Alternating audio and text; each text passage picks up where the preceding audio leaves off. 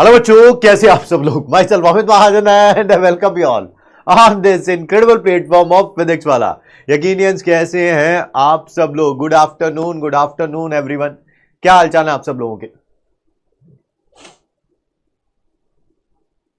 जी hi sir, good afternoon, नमस्ते, सत श्री अकाल, अस्सलाम वालेकुम जी, गुड आफ्टरनून जी, क्या हालचाल आपके। नमस्कार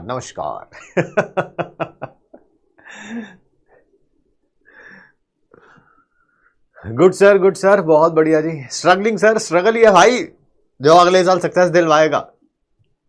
संघर्ष ही नाम है जीवन का, या ऐसा कहे जीवन का दूसरा नाम ही संघर्ष है। संघर्ष करेंगे तभी सफलता मिलेगी भाई।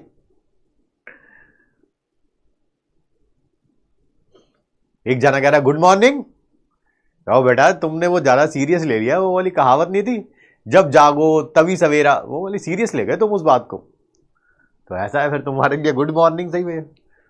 और जो जो क्लास में सोने के लिए आया उन सबके लिए गुड नाइट भी बेटा, आराम से, कोई टेंशन नहीं है। बहुत टाइम बचा, अभी 1 साल बचा है, अभी काहे की टेंशन लेनी है। टेंशन ले आराम से, 1 आध महीना पहले पढ़ लेंगे 2-4 घंटे यार। अभी से काहे की टेंशन है। बढ़िया, चलिए।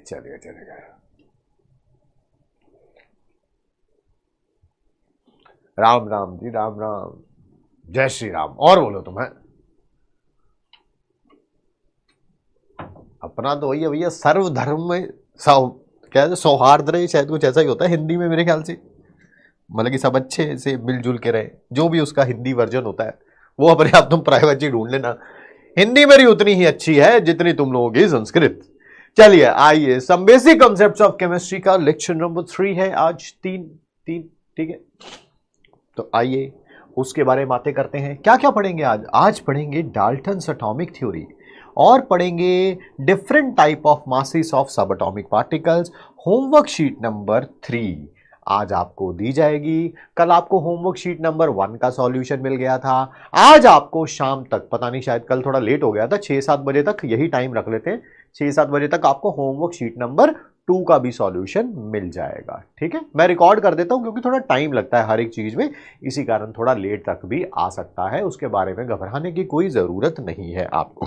ये मैंने स्पेशली इस कारण लिखा है क्योंकि बहुत सारे बच्चे मुझे पर्सनली मैसेजेस कर रहे थे अलग अलग सोशल मीडिया हैंडल्स पे कि सर ये कहाँ पर होते हैं, ये होमवर्क शीट के क्वेश्चंस कहाँ होते हैं। बाबू नोट्स में ही होते हैं, नोट्स के सबसे लास्ट में जाके आप देखेंगे तो ये देखो होमवर्क लिखा हुआ है, इसके आगे वाले पेजेस में क्वेश्चंस होंगे होमवर्क के। ठीक है,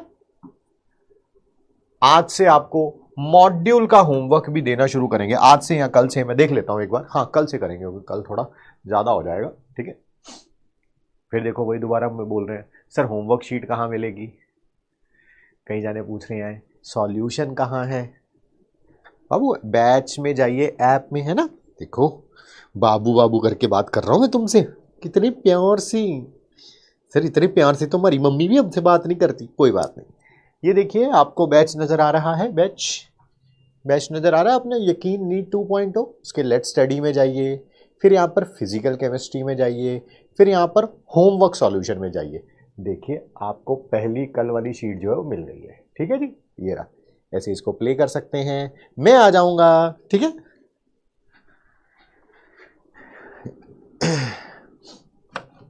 ओके, गॉट इट।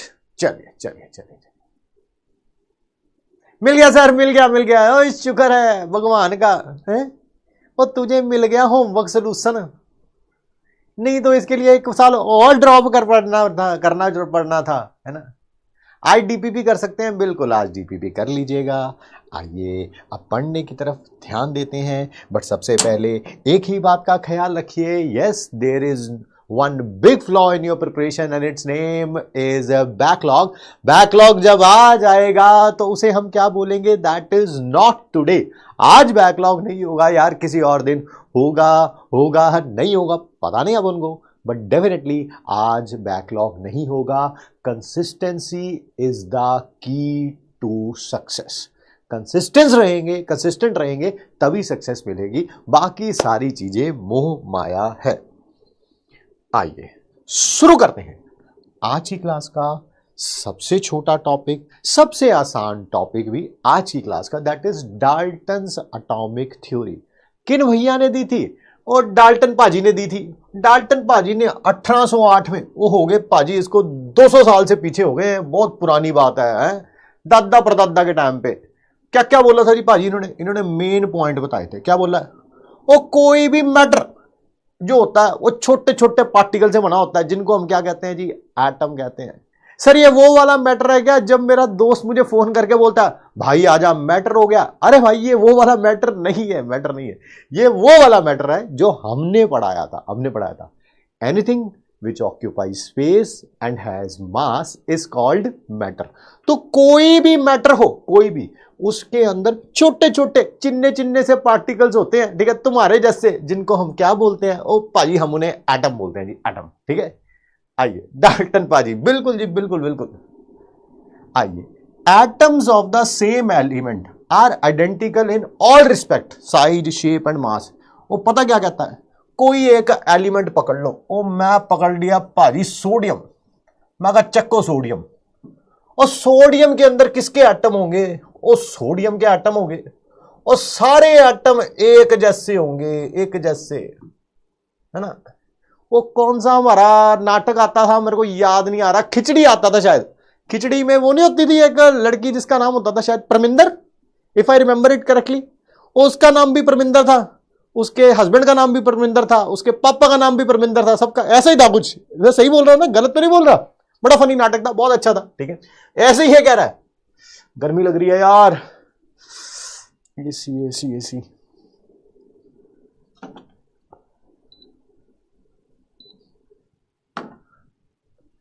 सर ये नोट करना है? हाँ बाबू कर लो। ठीक है, यही ऐसा ही कह रहा है कि ये जो सोडियम है ना, सोडियम के अंदर सारे एटम जो होंगे वो एक जैसे होंगे। जैसे एक एटम जो सोडियम का होगा, उसके अंदर प्रोटॉन कितने होंगे? और कल सिखाएगा जी 11। और इलेक्ट्रॉन भी कितने होंगे? 11। और न्यूट्रॉन कितने होंगे? 23 माइनस 11 दैट इज 12। इसके अंदर भी 11 प्रोटॉन, 11 इलेक्ट्रॉन, 12 न्यूट्रॉन। इसके अंदर भी 11 proton, 11 electron, 12 neutron, 11 proton, 11 electron, 12। सबके अंदर पाजी क्या होंगे? सेम टू सेम होंगे। और पाजी अगर आपको इतनी बात भी समझ नहीं आई है, और फिर तो शेम टू शेम है जी, I mean shame on you है ना? बिल्कुल। एक एलिमेंट के सारे एटम एक जैसे होंगे। बहुत बढ़िया जी। तो सर जी, और अगर डिफरेंट एलिमेंट ले लेंगे और उनके सारे एटम डिफरेंट होंगे? वो एक एग्जांपल ये भी दे दो, और चक्को बाजी फिर ये लो। ओ इस वाले गुब्बारे में डाल दिया मैंने क्या? सोडियम के एटम डाल दिए इस वाले गुब्बारे में। मैं कहा जी हवा भर दे तुम में थोड़ी सी, हीलियम डाल देते हैं, हीलियम। और हीलियम के भी सारे एटम एक जैसे हैं, 2 proton, 2 electron, 2 neutron, 2 proton, 2 electron, 2 neutron, 2 proton, 2 electron, 2 neutron. इसके सारे एटम एक जैसे हैं, इसके सारे एटम एक जैसे हैं, बट दोनों एक दूसरे से अलग अलग है। ऑब्वियसली इसके एक एटम के अंदर 11 प्रोटॉन, 11 इलेक्ट्रॉन, 12 न्यूट्रॉन है। इसके एक एटम के अंदर 2 प्रोटॉन, 2 इलेक्ट्रॉन, 2 न्यूट्रॉन है। यही लिखा हुआ है। डिफरेंट एलिमेंट के एटम्स डिफरेंट होते हैं। ठीक है सर, आपने अभी कोकेन यूज किया? नहीं बेटा, मैंने तो नहीं यूज किया मेरे पास का, बट इसका जवाब है मेरे पास, मैं दे नहीं सकता, नहीं तो वो यूट्यूब पे वायरल हो जाएगा, है ना? टीचर है मैं, वो मर्यादा क्रॉस नहीं कर सकता। स्टूडेंट हो गए आप कर सकते हैं वो मर्यादा क्रॉस। ऑनलाइन बैठे हैं ना, तो बेटा कुछ भी टाइप कर लेते हैं आप, सूट करता है आपको। आइए आगे बढ़ते हैं, कोई बात नहीं। ठीक है, भगवान आपको सद्बुद्धि दे, जिसके चांसेस अब मुझे कम ही लग रहे हैं, क्योंकि इतने बड़े हो गए हैं, अभी तक नहीं आई तमीज, अदब, बड़ों से कैसे बात करते हैं, तो आगे भी नहीं आएगी। बट फिर भी मैं प्रे करूंगा आपके लिए कि गेट वेल सून। आइए, एटम्स ऑफ द सेम और different element combine together to form a compound atoms, जिनको हम मॉलिक्यूल बोलते हैं। क्या बोला इसने? अलग अलग एलिमेंट के एटम्स, जैसे H2 और ये O2 के एटम्स मिलके क्या बनाएंगे? H2।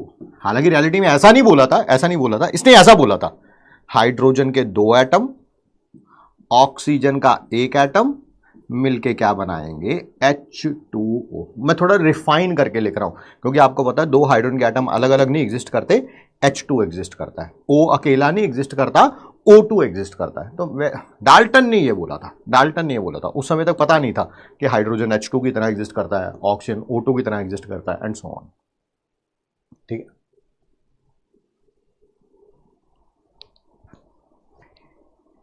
चलिए जी, चलिए चलिए, ठीक है, आगे आते हैं जी, आगे आते हैं अगले के 10 सेकंड का टाइम। जिन्होंने ना लिखा हो वो भाजी सारे सारे लिख लो, है ना। चैट बॉक्स च घट टाइम स्पेंड करोगे तो भाजी लिखने का पूरा टाइम है अपने पास, टाइम ही टाइम है। पंजाबी में टाइम नहीं होता भाजी, टाइम होता है। पंजाबी में कैनेडा नहीं होता, कैनेडा नहीं होता, कनेडा होता है, कनेडा। अमेरिका नहीं होता, अमेरिका होता है ना। यस, आगे बढ़ते हैं जी, आगे बढ़ते हैं। क्या लिखा हुआ है? Atoms combine with one another to form compound atoms, जिनको आज की डेट में मॉलिक्यूल बोला जाता है। जब भी आपस में रिएक्ट करेंगे एटम, सिंपल रेशो में रिएक्ट करेंगे, 1:1, 1:2, 1:3, 2:1। समझा रहा हूं, समझा रहा हूं। जब भी एटम्स आपस में रिएक्ट करेंगे तो वो सिंपल रेशो में रिएक्ट करेंगे, सिंपल रेशो में रिएक्ट करेंगे। जैसे ये देखिए, एक एटम कार्बन का और एक एटम ऑक्सीजन का। वैसे मुझे लिखना तो ऐसे चाहिए बाबू, ऐसे चाहिए, मैं भी जानता हूं, आप भी जानते हैं, क्योंकि ऑक्सीजन O2 की फॉर्म में पाया जाता है। बट क्योंकि जब तक डाल्टन ने थ्योरी दी थी उसको पता नहीं था, तो मैं ऐसे लिख रहा हूं। एक एटम कार्बन का एक एटम ऑक्सीजन के साथ मिलकर क्या बना रहा है? 1CO। या ऐसा भी हो सकता है, एक एटम ऑक्सीजन का एक एटम कार्बन का 2 एटम ऑक्सीजन के साथ मिलकर क्या बना ले? CO2। देखो यहां पर एटम किस रेशो में रिएक्ट कर रहे हैं? 1:1। यहां पर किस रेशो में रिएक्ट कर रहे हैं? 1:2। ठीक है, यही लिखा हुआ है कि सिंपल रेशो में आपस में रिएक्ट करते हैं। ठीक है जी। ओ जी, अगला पॉइंट है की कहता जी, एटम्स ऑफ टू एलिमेंट में combined in different ratio two form more than one compound. बिल्कुल सही कह रहे हैं जी। जैसे जब एक एटम सल्फर का और 2 एटम ऑक्सीजन के रिएक्ट कर रहे हैं, बन रहा है SO2। यहां पर एटम्स के रिएक्ट करने की रेशो क्या है? वो पाजी है 1:2। जब 1:2 में सल्फर ऑक्सीजन रिएक्ट करेंगे वो बन जाएगा SO2। बट अगर वो 1:3 में रिएक्ट करेंगे, एक एटम सल्फर का 3 एटम ऑक्सीजन के, तो बन जाएगा SO3। और यही कह रहा है पाजी इस पॉइंट में भी है। ठीक है जी।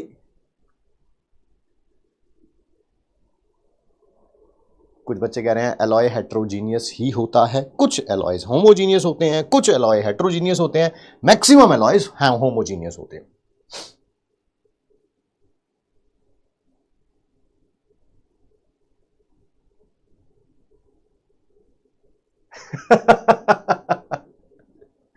ये आगे बढ़ते हैं। तुम लोग फनी हो यार, काफी अच्छे अच्छे कमेंट भी करते हो। यही प्रॉब्लम है, जब टीचर का सेंस ऑफ ह्यूमर बहुत अच्छा होता है ना, और वो कोई कमेंट पढ़ लेता है तो वो हंसने से रुक नहीं पाता है। अब मेरे दिमाग में 1 आध मिनट के लिए यही घूमता रहेगा, बट मैं बताऊंगा नहीं मैंने क्या पढ़ा। ठीक है, किसी बच्ची ने लिखा होता अभी डाल्टन के नाम क्या लिखा हुआ था? डाल्टन पुत्र, है ना। हाँ जी, आ जाओ जी, चलो आगे बढ़ते हैं।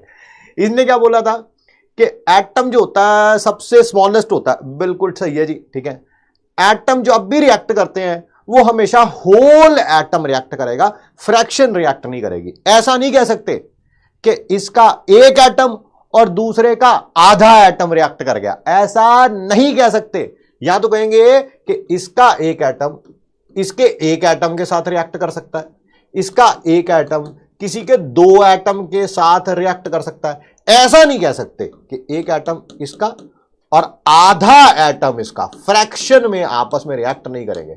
जब भी रिएक्ट करेंगे, एक एटम रिएक्ट करेगा, 2 करेंगे, 3 करेंगे, 4 करेंगे, 5 करेंगे, 6 करेंगे, 7 करेंगे। ऐसा नहीं कह सकते कि 6/7 एटम्स रिएक्ट कर गए किसी भी चीज के। ठीक है, फ्रैक्शन में नहीं होंगे। मेरा पॉइंट नंबर 7, लास्ट पॉइंट आपको पता ही है, atom can neither be created और nor be destroyed. Oh yes sir, ये तो पता ही है।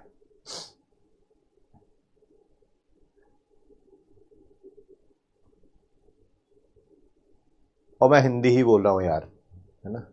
टोन थोड़ी उसकी पंजाबी वाली है तो हिंदी ही बोल रहा हूं यार। प्लीज यार, ऐसे ऐसे मत करो यार। बिना बात का टॉर्चर ना आपको अच्छा लगेगा ना मुझे अच्छा लगेगा, है ना। आसान सा टॉपिक था जिसमें कुछ था भी नहीं, तो मैंने कहा चल ऐसे थोड़ा फनी लैंग्वेज में बता देते हैं, प्लीज,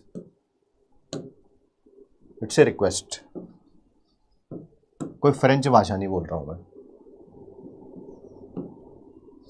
आइए जी, नेक्स्ट है limitations of Dalton's atomic theory. ठीक है, लिमिटेशंस ऑफ डाल्टन, क्या क्या ऐसी चीजें हैं जो डाल्टन नहीं बता पाया था। ठीक है क्या डाल्टन की जो थ्योरी थी वो ये नहीं बता पाया था कि एटम आपस में कंबाइन करते क्यों हैं, और उसने कहीं पर भी एटॉमिक मास ऑफ एलिमेंट के बारे में नहीं बताया था। एटॉमिक मास के बारे में कोई भी जानकारी नहीं दी थी।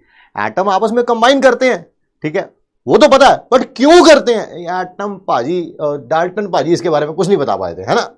और डाल्टन वही कह रहा है, अरे इस बात का ढिंढोरा पीटने की क्या जरूरत थी। एक और लिमिटेशन है इसकी, एक और, Dalton not able to explain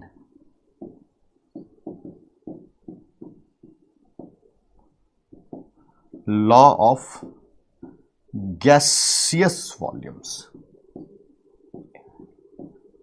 sir ये कौन सा लॉ था? अरे बताएंगे यार, अभी नहीं, बट 2-4 दिनों बाद आएगा, जब आएगा तब की तब देखेंगे।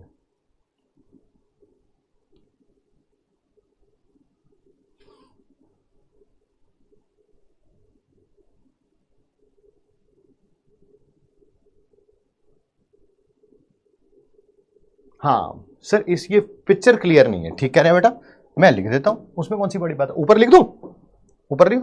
देखिए जो भी बात आपकी वैलिड होगी ना उस पर मैं डेफिनेटली सुनूंगा भी और उस पर रीड भी करूंगा। ये जो चीज यहां पे लिखी हुई है मैं इसको ऊपर लिख देता हूं ताकि किसी बच्चे को प्रॉब्लम ना हो। ठीक है, not able to explain that why atoms combine. Atom combine करते हैं बात सही है, बट क्यों करते हैं डाल्टन नहीं बता पाया था। ठीक है, and no mention of, mention नहीं किया था, of atomic mass of elements, नहीं बता पाया था। ठीक है बेटा, ये लिखा हुआ है यहां पे, किसी को अगर इमेज क्लियर ना हो तो ये लिखा हुआ है। ठीक है जी, 10 सेकंड का टाइम देता हूं, लिख लीजिए इसे ताकि हम आगे बढ़ सके। ठीक है,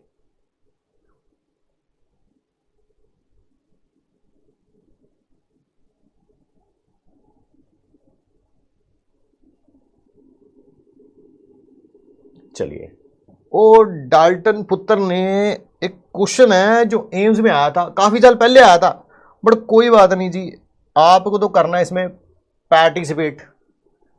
आइए, क्या लिखा हुआ है, according to Dalton atomic theory, वो सबसे छोटा पार्टिकल कौन सा होता है जो मैटर में एग्जिस्ट करता है? कौन सा? इलेक्ट्रॉन होता है, एटम होता है, मॉलिक्यूलर होता है, कि आयन होता है? उस सर जी इसका आंसर है एटम होता है, एटम, है ना। एटम के अंदर इलेक्ट्रॉन, प्रोटॉन, न्यूट्रॉन होते हैं, बट डाल्टन भैया को इनके बारे में कोनो जानकारी नहीं थी, कोनो जानकारी नहीं थी। ठीक है जी, so B is the correct answer, B is the correct answer. Law of gaseous volume क्या होता है बाबू? मैंने अभी थोड़ी देर पहले बोला कि मैं आएगा 2-4 दिनों बाद बात कर लेंगे। लॉ ऑफ गैसियस वॉल्यूम क्या होता है? सारे जाने वही पूछे जाएंगे अब, है ना। H2O कैसे होगा रिएक्ट, वो भी तो फ्रैक्शन में होता है ऑक्सीजन। एब्सोल्युटली रॉन्ग, कह रहा है H2O कैसे होगा, वहां पर कैसे ओ ऐसे रिएक्ट ही नहीं करता, ये मॉलिक्यूल है, मॉलिक्यूल, एटम थोड़ा, ये एटम थोड़ा, मॉलिक्यूल है, ये मॉलिक्यूल का हाफ रिएक्ट कर रहा है, एटम का हाफ थोड़ा रिएक्ट कर रहा है। मॉलिक्यूल को फ्रैक्शन में ले सकते हैं जी, अभिषेक जी बिल्कुल सही कह रहे हैं। हाफ O2 कैसे रिएक्ट हुआ? वो मॉलिक्यूल है बाबू। चलिए आइए आगे बढ़ते हैं अगले टॉपिक की तरफ।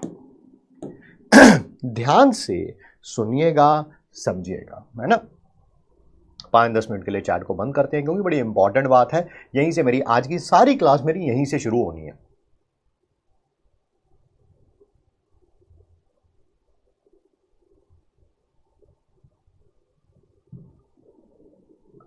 आ जाइए अब प्लीज, इधर ध्यान दीजिएगा, सुनिएगा, समझिएगा। कोई भी एलिमेंट हो, ये रहा उसका सिंबल बाबू, मैंने उसे लिख दिया ई, नीचे क्या दिया होता है सर? नीचे दिया होता है एटॉमिक नंबर, और ऊपर क्या दिया होता है? That is mass number. क्या हम सबको पता है? और क्या पता है सर जी? एटॉमिक नंबर होता है नंबर ऑफ प्रोटॉन्स। और सर जी ये सारी बातें आपने कल हमें बताई थी, है ना? जितने प्रोटॉन होते हैं ओ भाजी मैं आपको बता रहा हूं कसम खा के, वो एटम के अंदर उतने ही इलेक्ट्रॉन होते हैं। और इसी कारण तो एटम न्यूट्रल होता है। वो जितना पॉजिटिव चार्ज है उतना नेगेटिव चार्ज है, तभी तो एटम न्यूट्रल होता है। बिल्कुल सर। ए क्या होता है? ए होता है मास नंबर।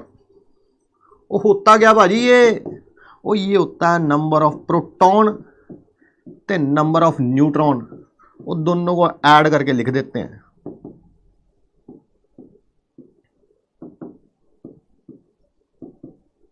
इनको नंबर ऑफ न्यूक्लियॉन भी बोलते हैं। न्यूक्लियॉन भी बोलते हैं।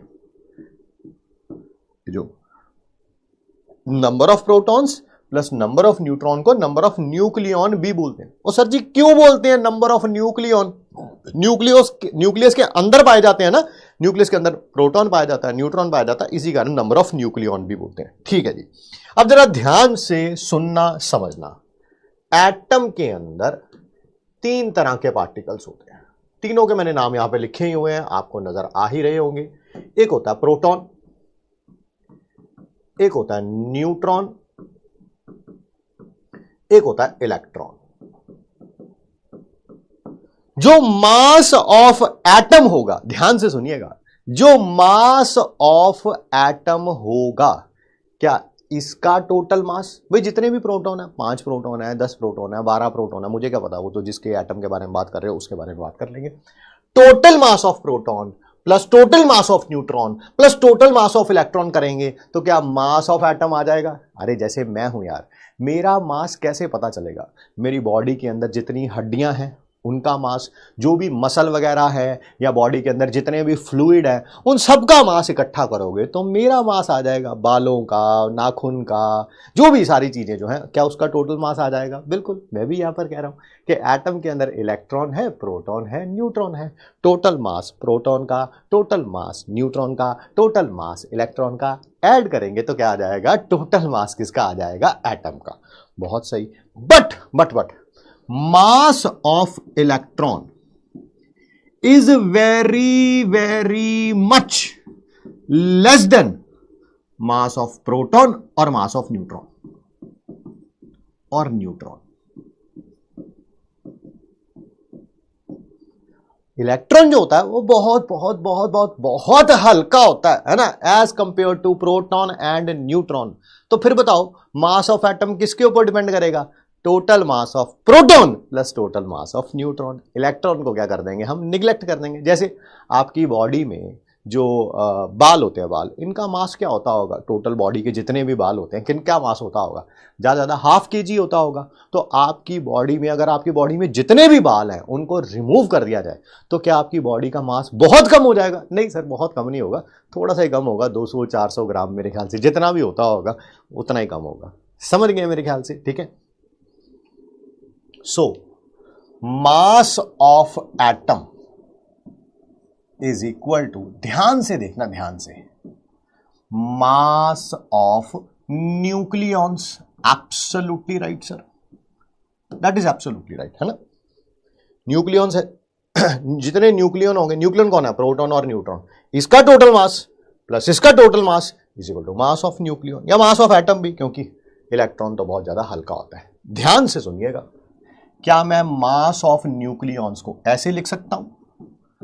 Number of nucleons into mass of nucleon. 1 nucleon ऐसे लिखना है, 1 न्यूक्लियॉन।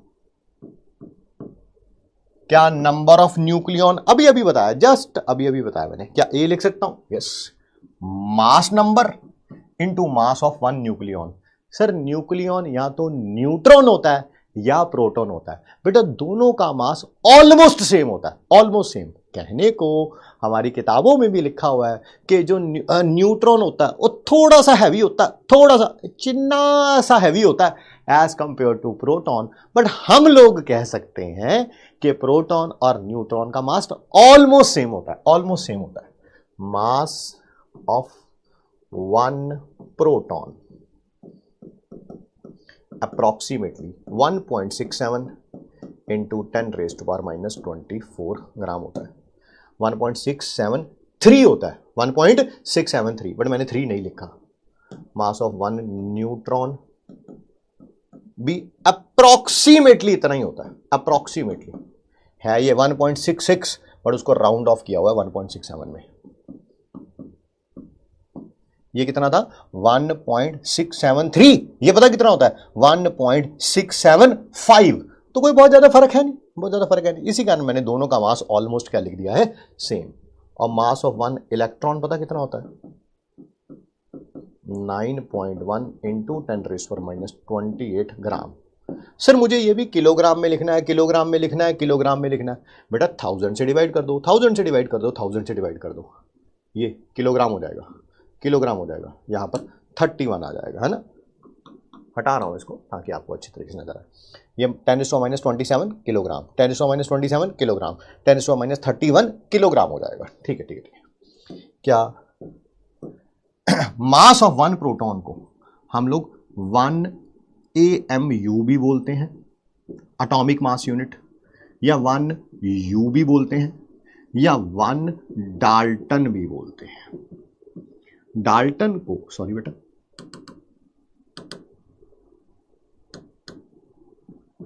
डाल्टन की फुल फॉर्म ऐसे होती है, ऐसे। इसकी फुल फॉर्म यूनिफाइड मास होती है, यूनिफाइड मास। और इसकी मैंने अभी अभी बोली थी एटॉमिक मास यूनिट। मतलब एक ही है, मतलब एक ही है। 1 डाल्टन लिखूं, 1 U लिखूं, 1 AMU लिखूं, कोई भी लिखूं, मतलब एक ही है। That is equal to mass of one proton, that is 1.67 into 10⁻⁻24 gram. Sir ये कैसे आया 1 AMU, ये भी बताऊंगा। 5-7-10 मिनट का टाइम, सिर्फ 5-7। क्या मैं ऐसे लिख सकता हूं? ध्यान से बता दीजिए प्लीज, इतनी मेरी लास्ट हेल्प कर दीजिए। नंबर ऑफ न्यूक्लियॉन्स को A से लिख दिया मैंने, ये रहा, number of nucleon is equal to A। और मास ऑफ वन न्यूक्लियॉन, या तो प्रोटॉन का लिखना है या न्यूट्रॉन का लिखना है, दोनों सेम होते हैं, तो कुछ भी लिख सकता हूं। क्या मैं ऐसे लिख दूं? A into 1 AMU। बोलिए, क्या ये बात आपको क्लियर है? यस और नो। यस के लिए सिर्फ Y लिखना पाजी, और नो के लिए लिख देना आप लोग N। क्या लिख देना? N। बस इतनी छोटी सी बात। एटम का मास डिपेंड करता है न्यूट्रॉन और प्रोटॉन के मास के ऊपर, इलेक्ट्रॉन पे इस कारण नहीं, क्योंकि वो बहुत हल्का होता है जी। ठीक है जी, बढ़िया बढ़िया बढ़िया बढ़िया बढ़िया। अभी 1 AMU भी अगले पेज में बताऊंगा, ठीक है। बहुत बढ़िया।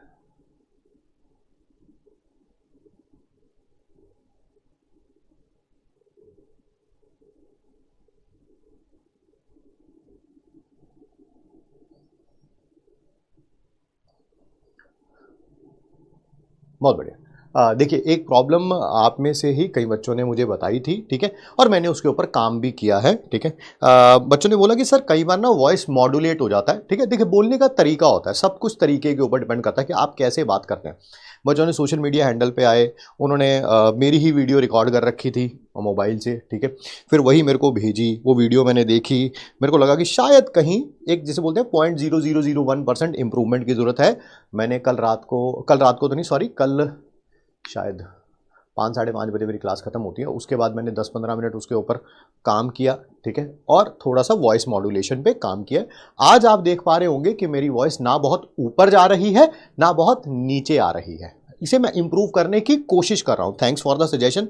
कोई देखिए वैल्यूबल सजेशन होगा, मैं उसे ज़रूर मानूंगा, वो मानना भी चाहिए, उसमें यही ह्यूमन नेचर होती है कि पहले आप अपनी अपनी मिस्टेक को एडमिट करते हैं, फिर उसके ऊपर आप काम करते हैं, ठीक है। बट बेकार की बातें मैं सुनता ही नहीं हूं। मैंने कल भी बोला था, कोई कह देगा ओहो मैंने इंस्टाग्राम पे या यूट्यूब पे कमेंट पढ़ा था कि इस टीचर को पढ़ाना नहीं आता। मैं ऐसी बातें सुनता नहीं हूं, क्योंकि ऐसे बच्चों को 4 साल बाद और ड्रॉप करना है, तो देखिए इनको नाराज़ करना भी अच्छी बात नहीं है, क्योंकि ये इस साल नाराज़ होंगे, फिर अगले साल नाराज़ होंगे, फिर 4-5 साल इनको यूट्यूब पे कमेंट्स करने हैं, तो मैं इसके ऊपर ध्यान नहीं देता हूँ, ठीक है। But yes, I have tried, ठीक है। Thank you sir, thank you. आपको बोलना चाहिए, आप ऐसी कोई भी चीज़ बताएंगे तो मैं इसके ऊपर वर्क ज़रूर करूँगा, ठीक है, ठीक है। हाँ, बट वही ये नई नई डाली गई आदत है मुझे अपने, एक होता ना आप there are some things which are automatic, है ना। ऑटोमेटिक मेरा यही है कि कभी वॉइस ऊपर हो जाती है, कभी नीचे हो जाती है, बट मैं इसके ऊपर काम करने के लिए तैयार हूं, ठीक है। 99.99% इंप्रूवमेंट हो जाएगी। शायद 10 क्लासेस में कभी एक बार भी होगा कि वो, क्योंकि अभी क्लास ऑटोमेटिक नहीं चल रही है, नहीं तो रोज मेरी क्लास ऑटोमेटिक चलती है।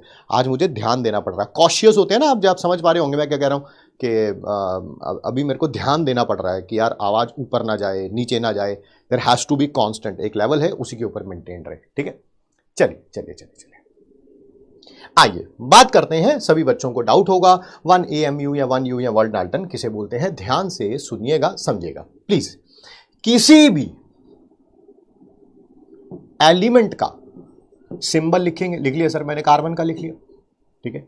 ये जो लिखा हुआ है ना मास नंबर, मास नंबर, अगर मास नंबर को ग्राम्स में लिख देते हैं, दोबारा बोलेंगे मेरे साथ, मेरे साथ दोबारा बोलेंगे, ओ पाजी ये जो मास नंबर है ना, ओ इसको लिख दो ग्राम्स में। अच्छा, तो क्या बन जाता है ये? ओ ये बन जाता है जी gram atomic mass. Okay okay okay, कोई शॉर्ट फॉर्म में इसको GAM भी बोल देते हैं।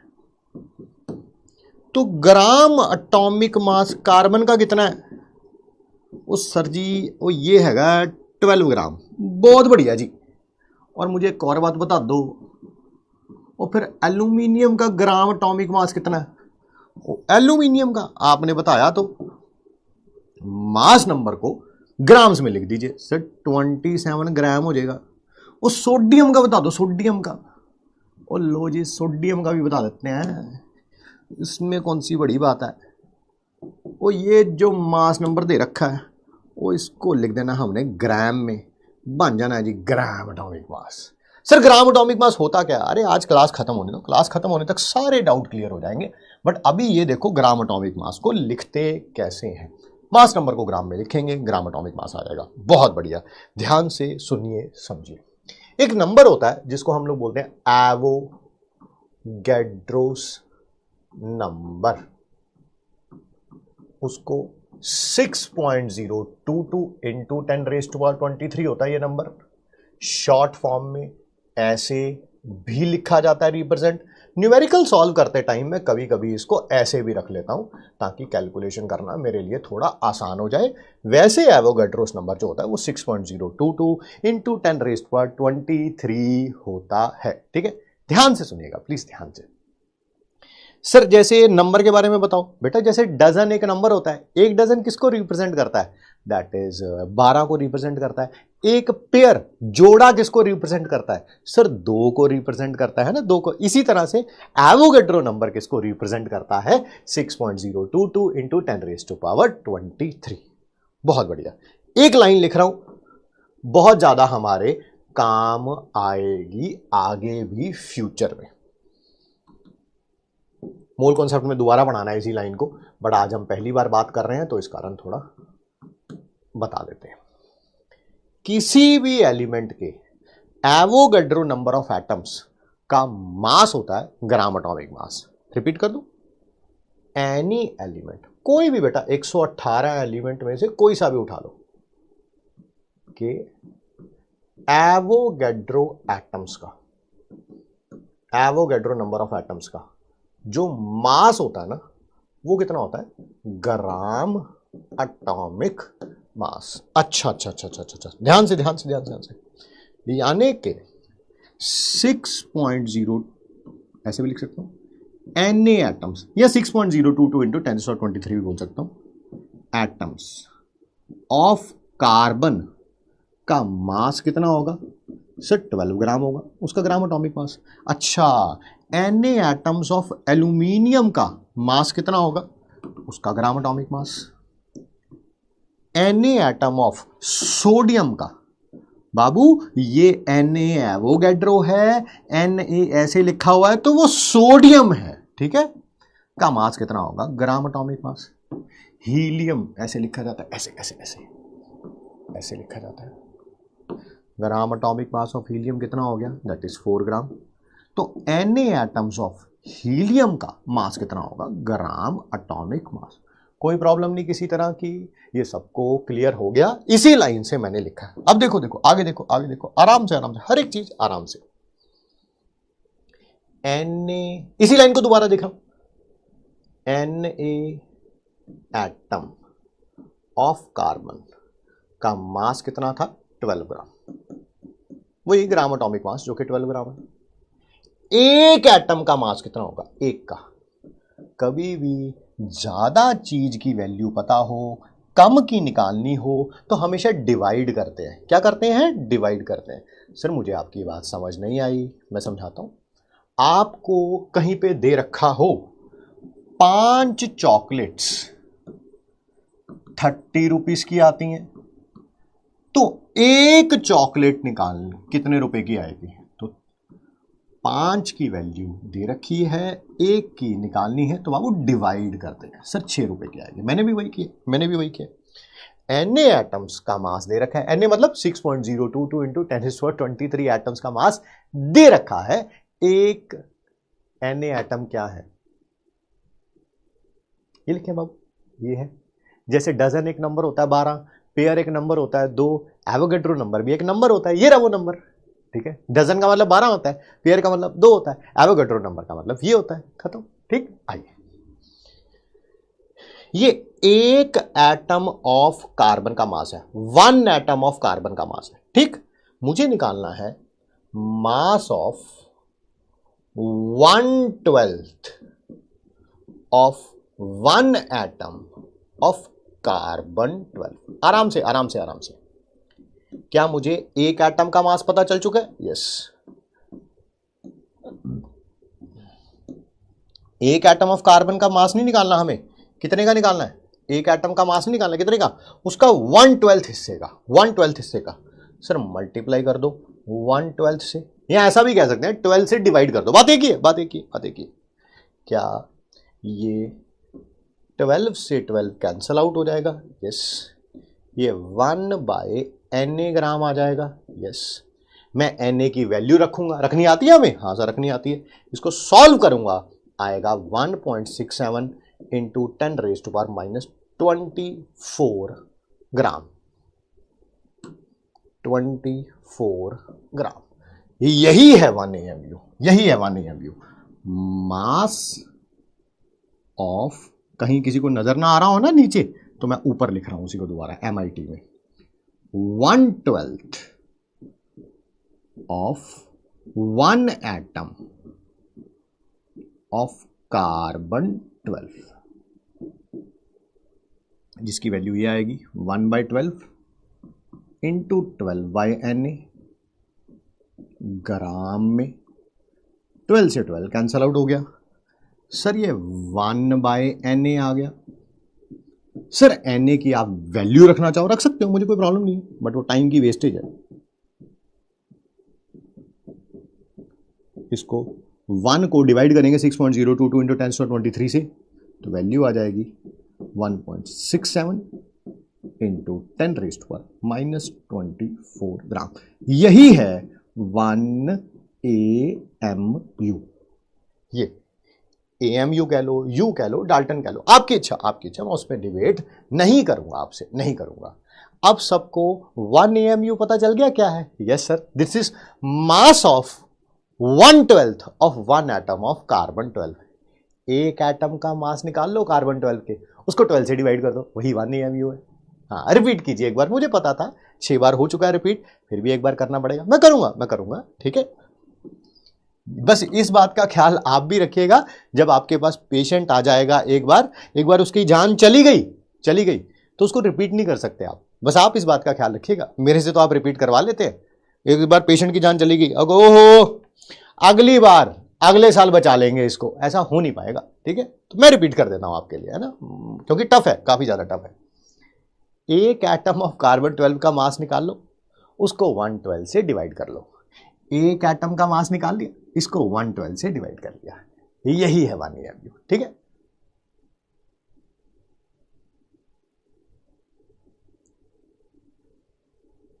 कोई बात नहीं बेटा, इनके लिए रिपीट कर दिया हमने।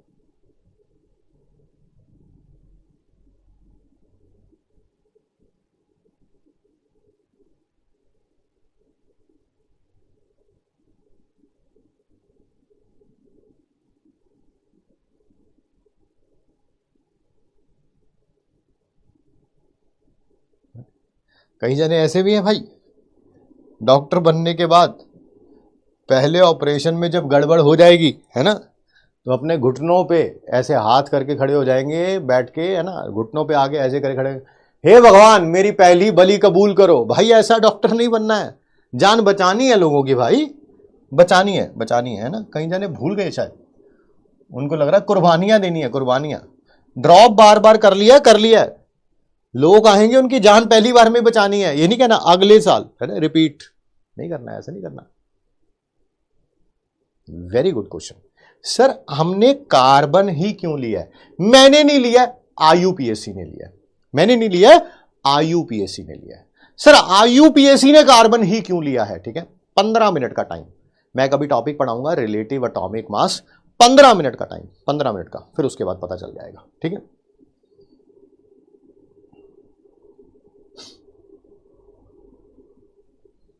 ध्यान से सुनिए, समझिए, कोई जल्दी नहीं है। देयर इज नथिंग कि आपको कोई जल्दी है, हर एक चीज को आराम आराम से धीरे धीरे से समझिए। There is not to worry at all, but मेरी बात को सुनिए जरूर। कई जनों ने हेडफोन नहीं लगा रखे हैं, इसी कारण पहली बार जो बात होती है वो कुछ मम्मी पीछे से बोल रही हैं, भैया दीदी पापा कहीं दुकान पे बैठ के खेत में बैठ के देख रहे हैं, तो मेरी बात निकल जाती है उसमें से। प्लीज़ आपसे रिक्वेस्ट है, टीचर हूं मैं, आपसे मेरे ख्याल से डबल से ज़्यादा की एज तो मेरी है, ये बार में तो मैं 100% श्योर हूं। ठीक है, हाथ जोड़ से आपसे विनती कर रहा हूं, हेडफोन ले लीजिए। हेडफोन से क्या होगा, जो भी बात मैं बोलूंगा आपको सुनाई जरूर देगी, इधर उधर की बातों में नहीं निकल जाएगी। ठीक है, चलिए चलिए चलिए, आराम से आराम से देखिए सर, एब्सोल्यूट एटॉमिक मास होता क्या है? AAM लिखा हुआ है, कुछ नहीं है यार, ये आज हमने पढ़ लिया है, आज हमने पढ़ लिया है टाइम पास करने के लिए, बस उसका नाम चेंज कर दिया मैंने। ये है मास ऑफ 1 एटम इन ग्राम है। तो आज पढ़ा था, कहां पढ़ा था, मैं दिखा रहा हूं थोड़ा समय। ये रहा नहीं, अबे कहां गया, ये रहा, हाँ ये रहा, देखो मास ऑफ 1 एटम, 1 तो है ही, कहीं नहीं लिखा होता तो 1 तो होता ही है। मास नंबर इंटू AMU, मास नंबर इंटू AMU, यही है ना बाबू, यही है। कोई नई चीज तो नहीं कर दी, पता चले ओहो 2 पेज आगे कर दिए तो चीज ही बदल गई हो, कुछ ऐसा तो नहीं है, वही लिखा हुआ है मास ऑफ 1 एटम। तो AAM क्या हो गया, that is mass number into 1 AMU।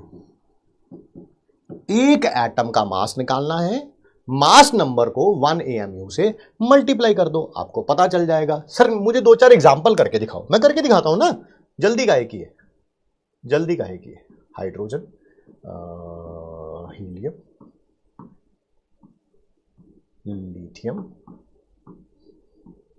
Carbon, और कौन सा, ऑक्सीजन, सोडियम, बहुत सारे हो गए मेरे ख्याल से। चलिए इन सब का AAM निकाल रहे हैं, that is absolute atomic mass है। क्या, एक एटम का मास है, एक एटम का मास। क्या करना है, मास नंबर को 1 AMU से मल्टीप्लाई कर दो, मास नंबर 1 है, उसको 1 AMU से मल्टीप्लाई कर दो।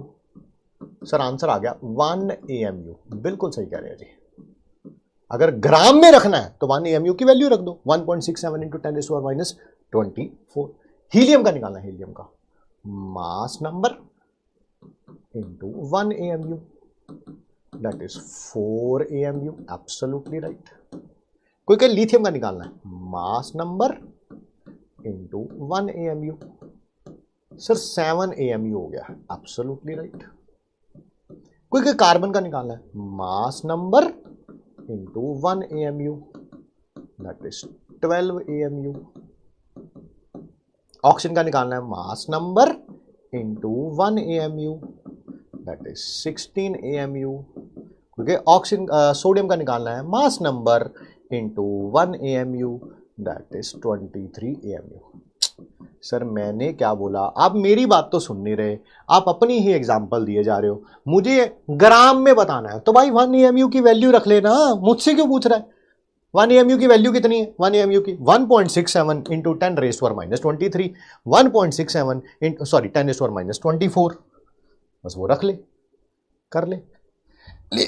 तेरे लिए घुटनों पे भी आ गए हम हैं। मैं तेरे प्यार में क्या क्या ना बना, ओ मीना, है ना, कभी बना कुत्ता, कभी कभी ना। अरे सर सही बोले सर, मैं भी बहुत बार बना हूं। बना नहीं है, तुझे बनाया गया है, बनना तो नहीं चाहता था तू। भाई ये कर लोगे आगे? मैं आ जाऊं अपने घुटनों से उठ जाऊं क्या? अबे ये क्या कर दिया सर, ख्यालों में हो गए सर आप भी किसी के। यस, इसी कारण 1.67 मिस हो गया था यहां से।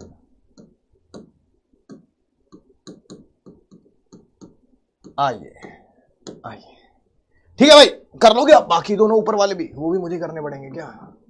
4 इंटू 1.67 इंटू 10⁻⁻27 ग्राम, 24 ग्राम। 7 लिखूंगा तो किलोग्राम हो जाएगा।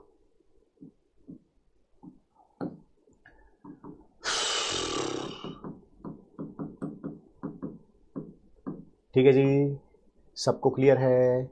कोई ऐसा तो नहीं है जिसको कोई प्रॉब्लम हो, है ना? चलिए,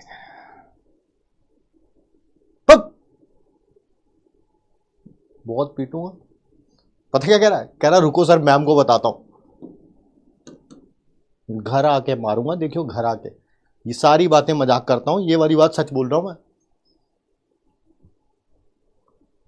सर डाउट चेक करिए। जी जी बिल्कुल बिल्कुल, आइए डाउट चेक करते हैं बेटा, यही तो जिंदगी है हमारी। Unit of absolute atomic mass is AMU और ग्राम। मेरे ख्याल से मैंने लिखा ही है सामने, बाकी आप बता दीजिए मैंने क्या लिखा है, क्या लिखा है आप बता दीजिए। न्यूट्रॉन एंड न्यूक्लियॉन में क्या डिफरेंस? ठीक है, टफ चीज ऐसी ऐसी कैसे कर लेते हो भैया? वही न्यूक्लियॉन क्या होता है? जो न्यूक्लियस के अंदर होता है, अंदर।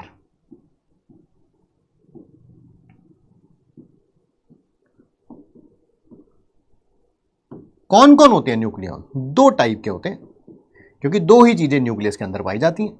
एक होते हैं भैया जी प्रोटॉन, एक होते हैं भैया जी न्यूट्रॉन। ये भी एक प्रकार का न्यूक्लियॉन है, ये भी एक प्रकार का न्यूक्लियॉन है। ठीक है जी। अच्छा जी, सर क्या 1 AMU mass of 1 hydrogen atom के इक्वल होगा? तो हम कह सकते हैं कि 1 AMU is equal to mass of 1 hydrogen atom. Janvi, पहली बात तो आपका क्वेश्चन बड़ा लॉजिकल है, you are absolutely right on your part, but जो IUPAC ने जो बोला है मुझे वही बोलना पड़ेगा। आप अपनी जगह पे सही हैं, आप अपनी जगह पे सही हैं, गलत नहीं है आप। मास number into 1 AMU absolute atomic mass, simple तो है, तो फिर डाउट में क्यों लिखा है? अरशद जी डाउट में क्यों लिखा है बेटा? ये डाउट ग्रुप होता है। Mass of atom and absolute मास में क्या डिफरेंट है? अतुल जी ये बातें पूछ के, अतुल जी कह रहे हैं एब्सोल्यूट एटॉमिक मास और मास ऑफ 1 एटम में क्या फर्क है? कोई फर्क नहीं है भाई। मैंने इसी कारण बोला था कि एब्सोल्यूट, जब मैंने थोड़ा वीडियो पे ध्यान दीजिए बाबूजी, हैं, मैंने बोला ही था जब ये शुरू करी ना, मैंने ये शुरू किया, मैंने सबसे पहली लाइन यही बोली कि ये मैं पढ़ा चुका हूँ, बट आज बस ऐसे दोबारा नाम लिख रहा हूँ इसका। फिर मैंने बोला ये देखो मैंने यहाँ कहाँ पढ़ा है, ये रहा, mass of 1 atom is equal to mass number into 1 AMU। उसी को मैंने दोबारा यहाँ पे लिखा है, मास number into 1 AMU। Mass number को A लिखना है, A लिख लो, चलो है अतुल जी।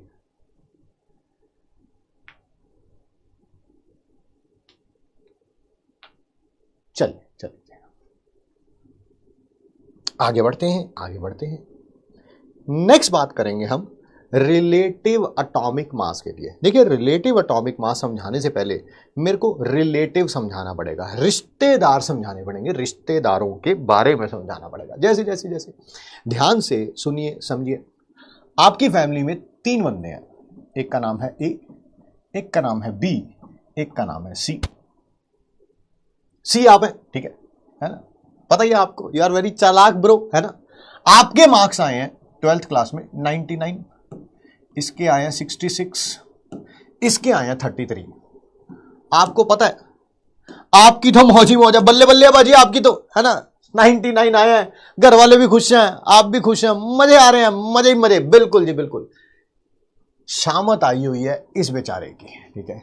इससे कोई ये नहीं कह रहा कि भाई तू बड़े छोटे नंबरों से पास हो गया, शुक्र है तू फेल नहीं हुआ, फेल नहीं हुआ। ना ना ना, इसके घर पे ये बातें नहीं चल रही हैं। इसके घर पे पता क्या चल रहा है, कंपैरिजन चल रहा है, कंपैरिजन, है ना, शर्मा जी के बेटे से, है ना। रिलेटिव मार्क्स पूछे जा रहे हैं इससे, ए के विद रिस्पेक्ट टू, या ऐसा कर देते हैं सी के पूछ लेते हैं, सी के विद रिस्पेक्ट टू ए। उल्टी गंगा बह रही है, उल्टी गंगा। आप अपने घर वालों को कह रहे हैं कि वो जो बुआ चाचा मामा का बेटा था, जरा एक बार उसको भी फोन लगाओ, क्योंकि उसने आपको नंबर बता दिया, ठीक है। उसको भी फोन लगाओ, उसकी मम्मी को, उससे पूछो कि उसके नंबर कितने आए हैं। तब कैसे निकालते हैं रिलेटिव मार्क्स? जिसके रिलेटिव मार्क्स निकालने हैं, जिसके रिलेटिव मार्क्स निकालने हैं उसको ऊपर रखेंगे, जिसके साथ कंपेयर करना है उसको नीचे रखेंगे। आपके कितने मार्क्स आए हैं? 99। उस बेचारे के कितने आए हैं? 33। दोनों को डिवाइड करके कितना आ जाएगा? 3। क्या मैं ऐसा बोल सकता हूं कि सी के जो मार्क्स हैं वो ए के कंपैरिजन में 3 गुना आए हैं? 3 गुना, 3 टाइम्स आए हैं, 3 टाइम्स, है ना। अभी घर वाले बेचारे ए के डांट के ही हटे ही थे। यही आइडिया बी को भी आ गया। उसने बोला मैं भी कंपैरिजन करता हूं यार ए के साथ। अब की बार मार्क्स किसके ऊपर आएंगे? जिसका कंपैरिजन करना है वो ऊपर, जिससे कंपैरिजन करना है वो नीचे, वो नीचे। बी के कितने आए हैं? 66। ए के कितने आए हैं? 33। कितना है? 2। क्या ऐसे कह सकते हैं relative marks of B with respect to A क्या 2 गुना है, डबल डबल डबल, ठीक है।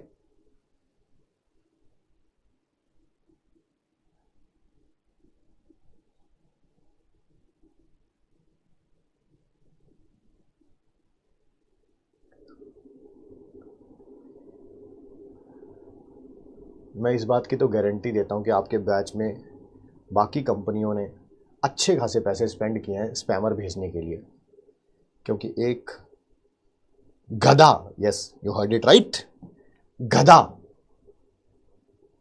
बोल रहा है, कह रहा पीपीटी से क्यों पढ़ा रहे हो, लिख के लाओ ना।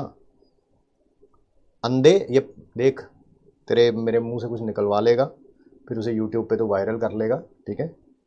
ये सिर्फ पॉइंट थे जो पीपीटी में लिख के लाया था। बाकी तेरे जो चचा जान है ना, वो लिख रहे हैं, ये हाथों से ही लिखा मैंने। हाथे मत चढ़ जाइयो मेरे। एक बार यही कमेंट ना रिकॉर्डेड क्लास में करके दिखाइयो, बताऊंगा तेरे को मैं कौन हूं कौन नहीं। मैं प्यार से बात करता हूं तो इसका मतलब ये नहीं है कि साला कोई भी आएगा और कुछ भी बोल के लिख के ले चला जाएगा, ठीक है। नाम ढूंढो इसका, नाम ढूंढो, स्पैम करो इसका नाम। साला दूसरी कंपनियां भी हैं, स्पैम करने भी आई हैं।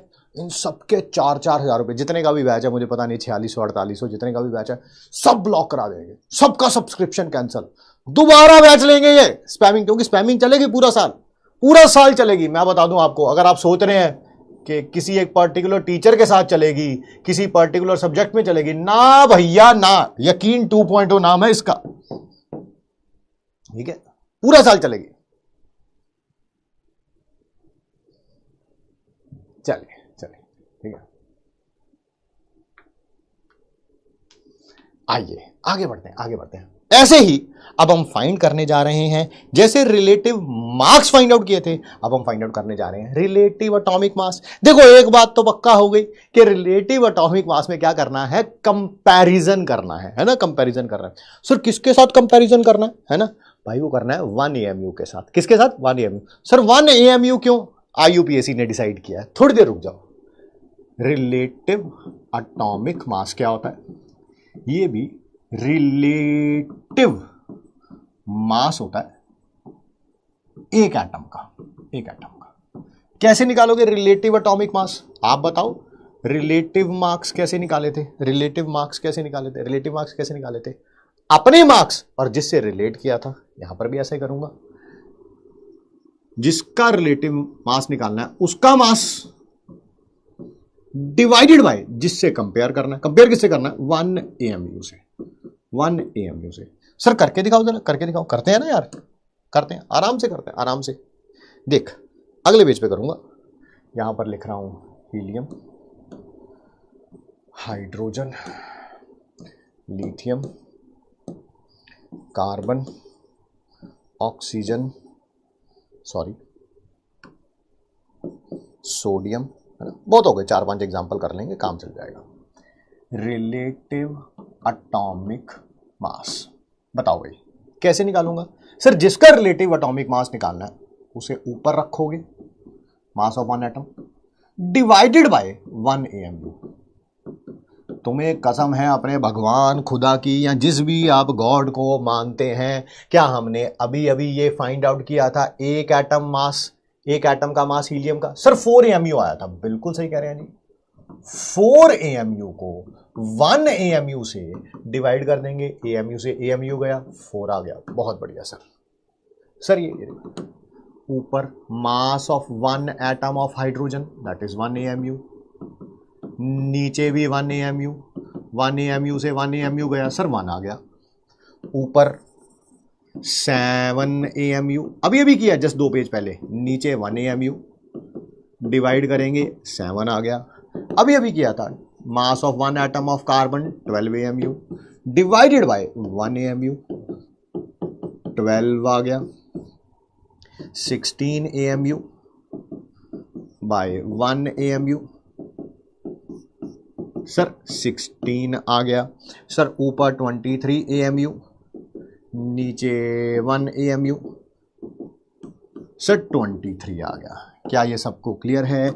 यस और नो, यस और नो। सिर्फ यस के लिए वाई लिखेंगे, नो के लिए एन लिखेंगे। और मेरे ख्याल से तारक मेहता जी की बात आपको समझ आ गई है। रिलेटिव एटॉमिक मास कुछ नहीं होता, ये सिर्फ और सिर्फ टोटल नंबर ऑफ न्यूक्लियॉन्स होते हैं। टोटल नंबर ऑफ न्यूक्लियॉन्स होते हैं, है ना। इसका रिलेटिव एटॉमिक मास कितना आया?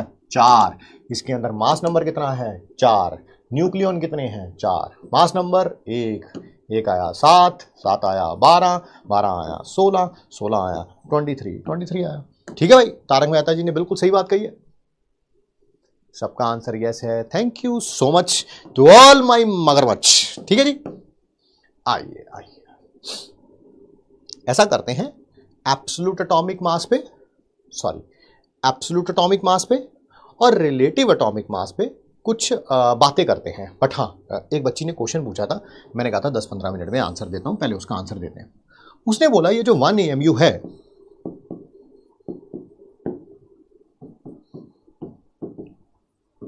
ये जो तारक मेहता जी ने कहा था मैंने वही लिख दिया, नंबर ऑफ न्यूक्लियॉन्स है। हाँ, उस बच्ची ने पूछा था कि जो 1 AMU है ये यही क्यों डिसाइड किया आपने? Mass of 1/12 of 1 atom of carbon 12, आपने यही क्यों डिसाइड किया? देखिए पहली बात तो ये मैंने डिसाइड नहीं किया है, ये IUPAC ने डिसाइड किया है। ठीक है, बट IUPAC ने यही क्यों डिसाइड किया है, कुछ और क्यों नहीं डिसाइड किया है? ठीक है,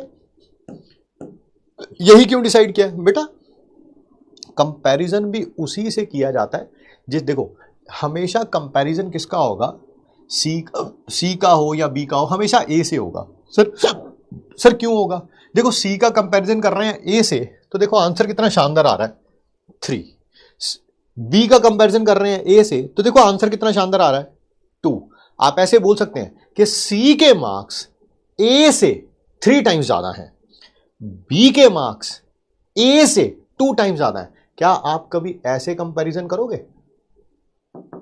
relative marks of C with respect to B, ऊपर सी के मार्क्स ऊपर C के मार्क्स, नीचे B के मार्क्स 33 के टेबल पे 3/2। अजीब नहीं लग रहा कंपैरिजन करते हुए कि C के मार्क्स B से 3/2 टाइम्स ज्यादा है? अजीब नहीं लग रहा बोलने में 3/2? ये देखो कितना अच्छा लग रहा है, 3 टाइम्स ज्यादा है, 2 टाइम्स ज्यादा है, किसी के 9 टाइम्स ज्यादा हो सकते हैं, 8 टाइम्स ज्यादा हो सकते हैं, 4 टाइम्स ज्यादा हो सकते हैं, 12 टाइम्स ज्यादा हो सकते हैं, है ना? इंटीजर आ रहा है, इंटीजर, इस तरह का फ्रैक्शन नहीं आ रहा, फ्रैक्शन।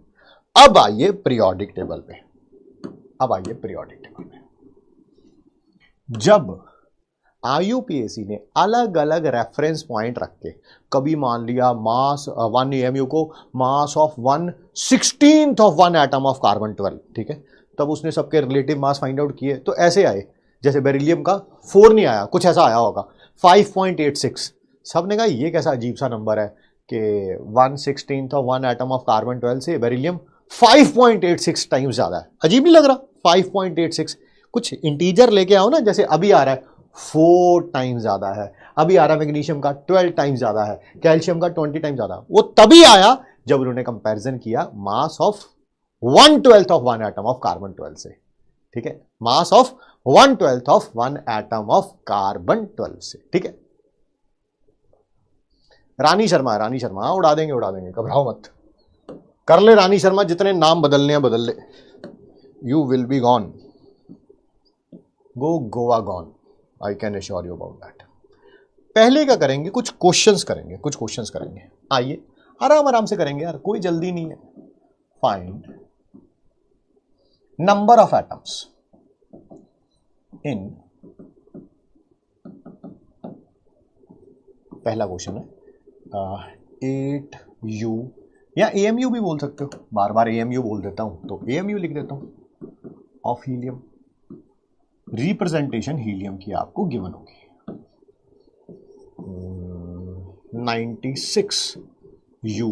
बेटा U लिखूं, AMU लिखूं, डाल्टन लिखूं, बात एक ही है, ऑक्सीजन, ये रिप्रेजेंटेशन आपको गिवन होगी 96U ऑफ सल्फर, ये सब गिवन होगा, इसकी टेंशन नहीं लेनी, कभी भी इसकी टेंशन नहीं लेनी है।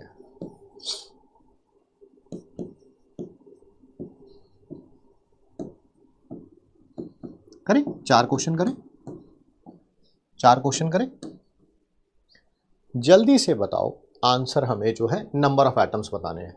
पहले मुझे एक बात बताओ, AMU में हीलियम का एब्सोल्यूट एटॉमिक मास कितना है, जल्दी जल्दी बताओ।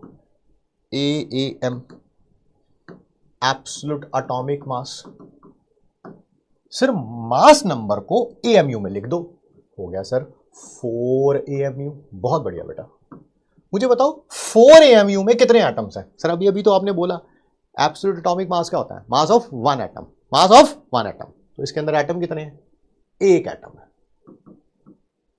तो 8 AMU में कितने होंगे? सर 1 में निकाल लो पहले, 1/4, 8 में निकालना, 8 में, तो 1/4 into 8 comes out to be 2, comes out to be 2, ठीक है जी। जब भी बड़ी चीज दे रखी होती है, छोटी चीज निकालनी होती है तो डिवाइड करते हैं, छोटी दे रखी होती है, बड़ी पूछी होती है, बड़ी पूछी होती है तो मल्टीप्लाई करते हैं और करते हैं। मुझे जल्दी से इसका आम बता दो। सर 16 AMU में एटम्स कितने हो गए? 1, तो 1 AMU में कितने होंगे? 1/16। 96 में कितने होंगे? 1/16 into 96 comes out to be 6, comes out to be 6, ठीक, 6 एटम हो गए।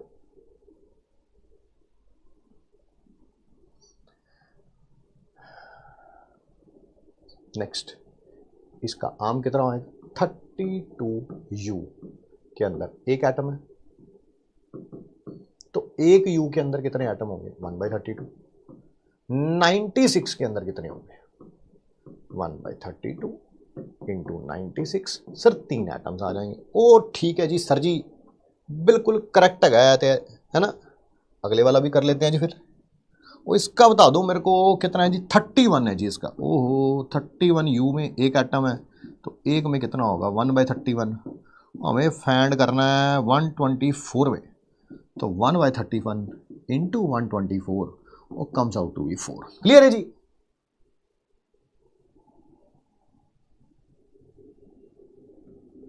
हो गया जी, हो गया।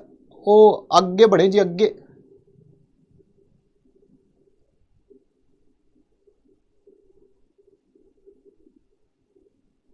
Clear clear clear clear clear, बहुत बढ़िया बहुत बढ़िया, वेरी गुड। एक बच्चे ने क्वेश्चन पूछा है क्या ऐसा ही कंपाउंड का भी होगा? हाँ, मॉलिक्यूल का भी होगा, बट पहले एटम के लिए पढ़ लें, फिर कंपाउंड के लिए भी पढ़ लेंगे।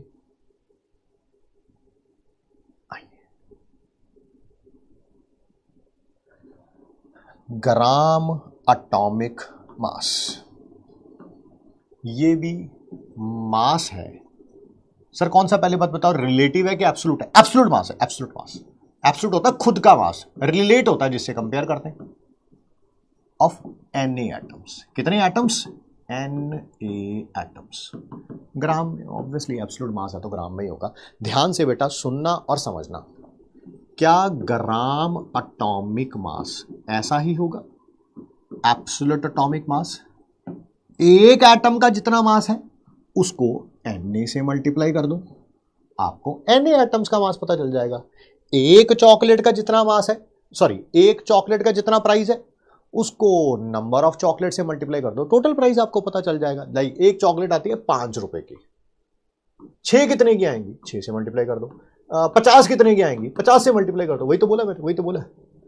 एक का पता चल गया, Na का निकालना तो Na से मल्टीप्लाई कर दिया। एक का पता चल गया प्राइस, 6 का निकालना था, 6 से मल्टीप्लाई कर दिया। 50 का निकालना था, 50 से मल्टीप्लाई कर दिया। 2 का निकालना था, 2 से मल्टीप्लाई कर दिया। उसमें कौन सी बड़ी बात है? वही कर रहा हूं मैं भी यहां पे। जल्दी से मुझे बताइए, क्या मैं आम को ऐसे लिख सकता हूं? Ram into 1 AMU। अब इसी पे बहुत सारे लोग फैल जाएंगे, इसी पे बहुत सारे लोग फैल जाएंगे। मैं समझा रहा हूं, समय दीजिए। हर एक चीज के लिए समय चाहिए होता है। क्या आम यही था? मास ऑफ 1 एटम, बिल्कुल यही था सर। ग्राम में कोई प्रॉब्लम नहीं, किसी भी चीज को सेम चीज से डिवाइड कर दो, सेम चीज से मल्टीप्लाई कर दो, क्या कभी कोई फर्क पड़ता है? नहीं सर।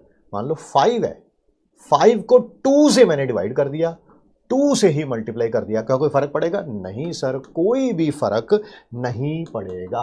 तो मैंने भी यही किया, मास ऑफ 1 एटम को 1 AMU से डिवाइड कर दिया, 1 AMU से मल्टीप्लाई कर दिया। ये जो इतना हिस्सा है बेटा जी, इतना हिस्सा है, ओ पाजी ये क्या बन गया? ओ बन गया ये राम।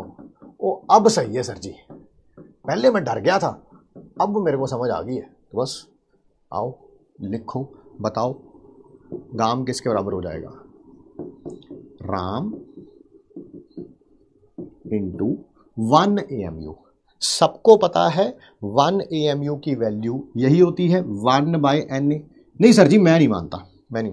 मैं तो कहता हूं 1.67 इंटू 10⁻⁻24 होती है। वही लिखा है मैंने भी, वही लिखा है। प्रूफ करके दिखाओ। किया प्रूफ भाई, मैं दिखा देता हूं, कोई प्रॉब्लम हो तो मैं दिखा देता हूं। ये देखिए 1 mass of 1/12 of 1 atom of carbon 12, जिसको 1 AMU भी लिखा है। ये 1/Na ही है ना, 1/Na है जिसको ये लिखा। हाँ ठीक है, अब समझ आ गया सर। सॉरी, मेरे को लगा कि शायद कुछ और लिख दिया, वही लिखा आपने, इंटू Na यूनिट ग्राम में। Na से Na कैंसल आउट हो गया, तो गाम किसके बराबर आ गया? राम के बराबर आ गया। बस यूनिट क्या करना है? ग्राम में करना है। यूनिट क्या करना है? ग्राम में करना है। अब मैं राम, आम और गाम को इकट्ठे लिख देता हूं एक जगह पे, ताकि अगर किसी को कोई कंफ्यूजन हो, कोई कहे सर रिपीट कर दो, सब समझ आ जाएगा जी, सब समझ आ जाएगा। बट पहले इसको थोड़ा सा लिख लीजिए,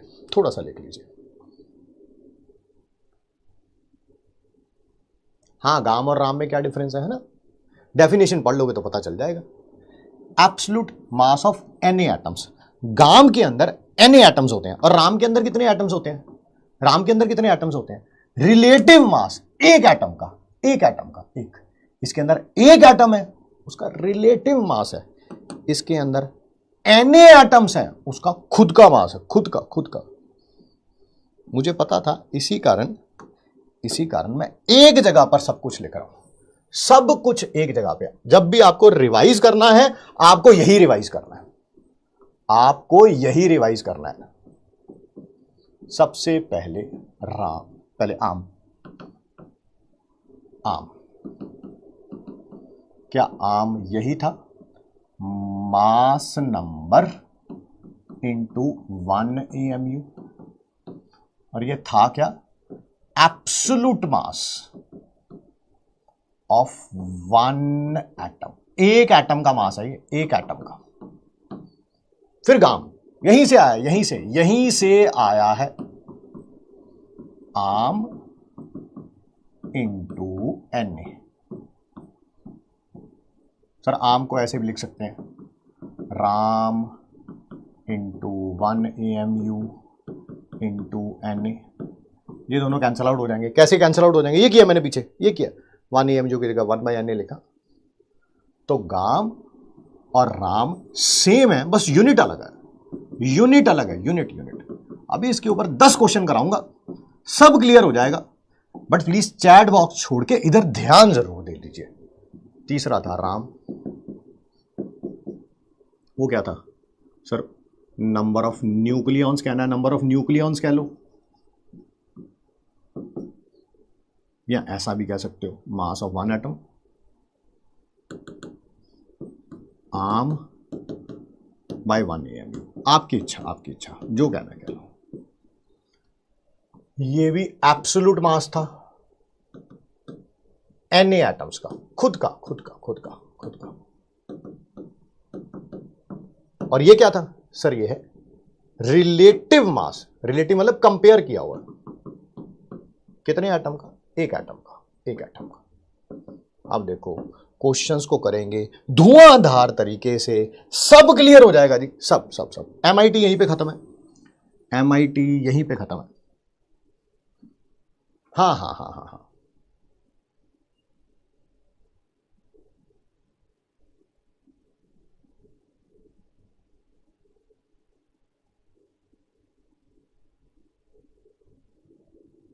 भाई समय देंगे, कुछ समय देंगे हमें भी, है ना? नहीं देंगे तो अब देखिए, अब दे देंगे समय। आप अब मैं जबरदस्ती ले लूंगा समय। 5 या 10 मिनट भी अगर सबर नहीं कर सकते हैं तो आराम से ना 2-4 साल बाद ही होगा, फिर आराम से करते हैं, कोई जल्दी नहीं है। तो जल्दी हो, आपको थोड़ी जल्दी है, कल ही एग्जाम है, तब बता दो मेरे को। मेरे ख्याल से तो 1 साल बाद एग्जाम है। पहली बार सुन रहे हैं ना आम राम गाम, इस कारण परेशानी आ रही है। टीचर इतनी पेन ही नहीं लेता, वो एक चीज लिखाता है mass of 1/12 of 1 atom of carbon 12, वो होता है 1 AMU। चलो बेटा सारे क्वेश्चन हो गए उसी से, है ना? क्योंकि क्वेश्चन ही नहीं कराने उस लेवल पे। पेपर कहीं आ गया तो बस फिर इधर उधर मुंह झांकना। कैलकुलेट नंबर ऑफ एटम्स, आराम से। पहला 16 U ऑफ हीलियम। दूसरा क्वेश्चन है 16 ग्राम ऑफ हीलियम। ये दोनों क्वेश्चन मैं करूंगा, अगले दोनों क्वेश्चन आप करेंगे। बस आप सुनने के बाद ध्यान जरूर दीजिएगा। हीलियम का सिंबल गिवन होगा, सिंबल पे कभी भी बहस नहीं करनी मुझसे कि ये गिवन होगा कि नहीं गिवन होगा। जल्दी से मुझे बता दीजिए, मुझे यू की टर्म्स में बताना है, यानी कि यहां पर आम के बारे में बात हो रही है, आम के बारे में बात हो रही है ना? क्योंकि आम ही आया था AMU में या यू में। दिखा दूं अगर कोई प्रॉब्लम हो तो।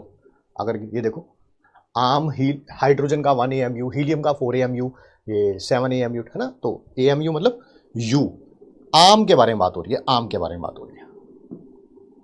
जल्दी से मुझे इसका आम बता दीजिए। सर ये 4U, अच्छा 4U के अंदर एटम्स कितने होंगे? सर एक होगा, एक, है ना? एब्सोल्यूट मास एक एटम का होता था। तो 16U के अंदर पूछा हुआ, निकाल लेंगे। 1 के अंदर कितने होंगे? 1/4। 16 के अंदर कितने होंगे? That is 1/4 into 16 comes out to be 4। लीजिए सर, एक आंसर तो हमारे पास आ गया। Let's talk about this one, B वाले का। यहां पर ग्राम के बारे में बात हो रही है, ग्राम एटॉमिक मास रखते हैं, ठीक है? मुझे इसका ग्राम एटॉमिक मास बता दीजिए। सर कैसे पता चलेगा मुझे? जो राम है उसी को ग्राम में लिख दो, जो राम है उसी को ग्राम में लिख दो।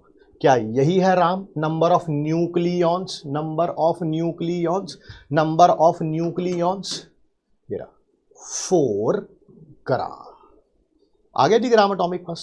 ग्राम atomic mass, gram atomic mass में कितने एटम्स होते हैं? एन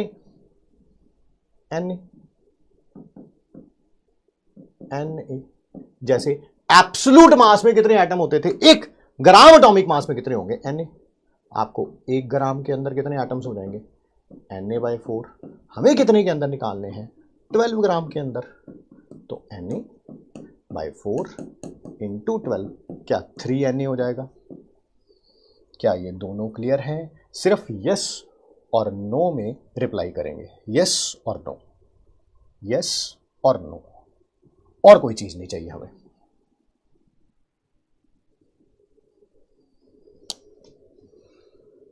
और कर लेंगे क्वेश्चन, कोई टेंशन नहीं है, टाइम ही टाइम है मेरे पास, आपके पास होना चाहिए बस।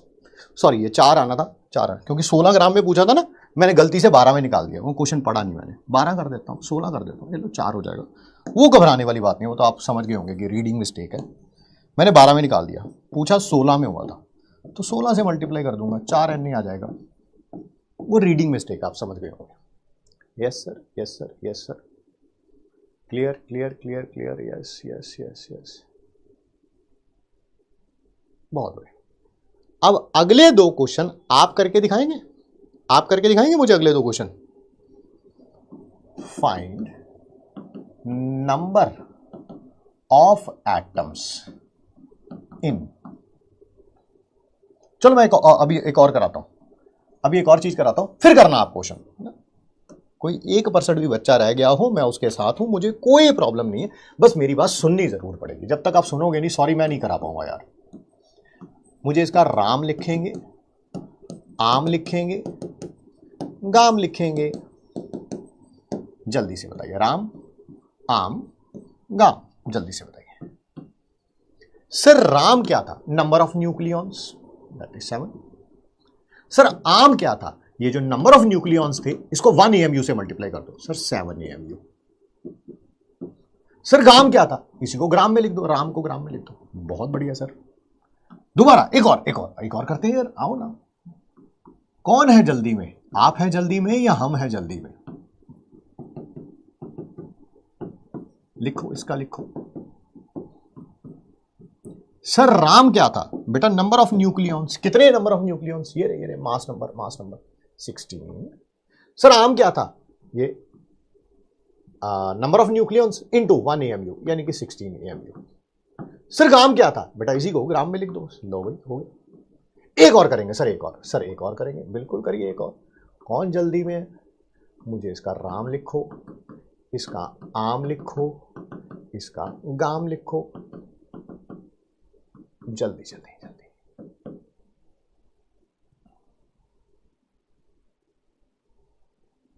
आराम से आराम से, समय है, साल है पूरा भाई।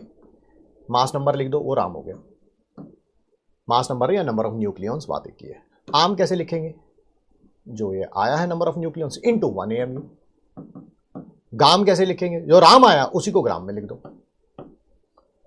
सारे जाने जवाब देंगे अब एक सुर में सारे जाने जवाब देंगे। ये जो 7 लिखा हुआ है, 7, ये लिथियम का राम जो लिखा हुआ है, लिथियम का राम जो लिखा हुआ है, लिथियम का 7, इसके अंदर कितने एटम्स हैं? कितने एटम्स हैं? 1 या Na? सारे जाने चैट बॉक्स में आंसर दीजिए। राम लिखा हुआ है लिथियम का, 7 आ गया, कोई प्रॉब्लम नहीं। इसके अंदर एटम्स कितने हैं? एटम्स कितने हैं? एटम्स कितने हैं? कितने एटम्स का राम है ये? 1 या Na? 1 या Na? सारे जाने एक लाइन में जवाब देंगे प्लीज। अब सबको समझ गया? चमक गया, बिल्कुल चमकना भी चाहिए जी। चैट बॉक्स देखिए, आपको आंसर मिल जाएगा।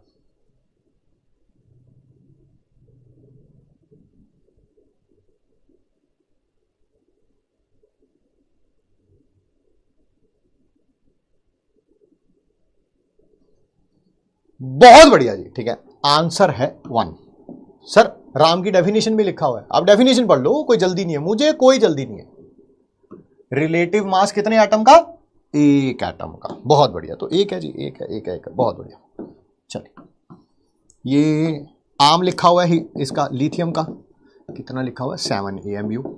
इसके अंदर कितने एटम्स हैं जल्दी जल्दी बताइए, इसके अंदर कितने एटम्स हैं, 1 या Na, 1 या Na। आम लिखा हुआ आम, 7 AMU 7U 7 डाल्टन, बात एक ही।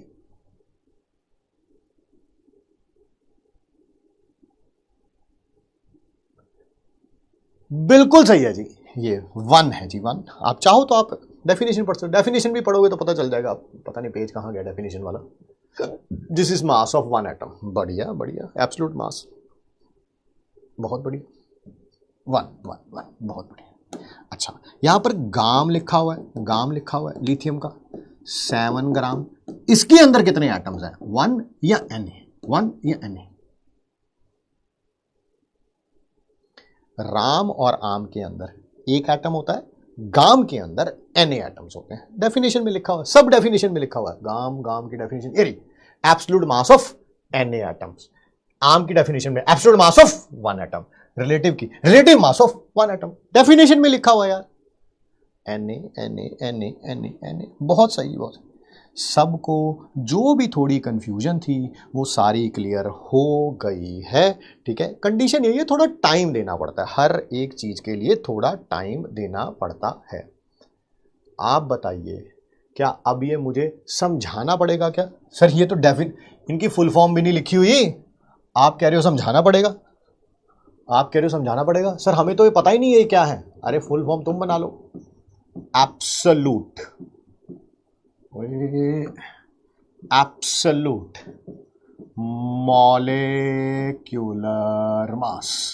शॉर्ट फॉर्म में क्या लिखा हुआ है भाई, AMM। थोड़ी लाइनें छोड़ देना, relative molecular mass. Short form में क्या है ये, RMM, gram molecular mass. Short form में GMM। इसका एक और नाम भी है, मोलर मास, मोलर मास। क्या दोबारा लिखना पड़ेगा सब कुछ? ये जो पिछले 2 पेज पहले जो MIT लिखी है सब दोबारा लिखनी पड़ेगी, पता है ना। बस जहां पर एटम है, एटम है, एटम है, वहां पर मॉलिक्यूल आ जाना यार, वहां पर मॉलिक्यूल आ जाना है, वहां पर मॉलिक्यूल आ जाना है। This is absolute mass of 1 molecule in gram. This is absolute. ऐसा कर देता हूं, बिल्कुल उसी सीक्वेंस में लिखता हूं। ऊपर आम था, गाम था, राम था, तो यहां पर भी पहले आम, ये इसको ऊपर कर देता हूं, उसको नीचे कर देता हूं। बेटा डेफिनेशन थोड़ा चेंज हो जाएगी, पोजीशन चेंज कर रहा हूं बस। डेफिनेशन जो थी वो तो वही रहेगी, पोजीशन इस कारण चेंज कर रहा हूं कि आपको जब कॉपी रिवाइज करोगे तो बिल्कुल एक सीक्वेंस में नजर आएगा, बिल्कुल एक सीक्वेंस में नजर आएगा, या जिसको मोलर मास भी बोल देते हैं। ठीक, कोई फर्क तो नहीं।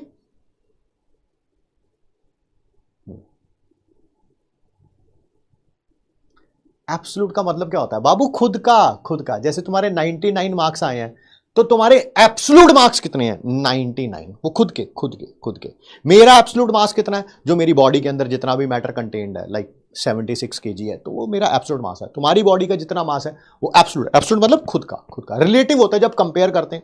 मान लीजिए मेरा किसी ऐसे पर्सन से कंपैरिजन हो रहा है जिसका मास 38 kg है। कितना?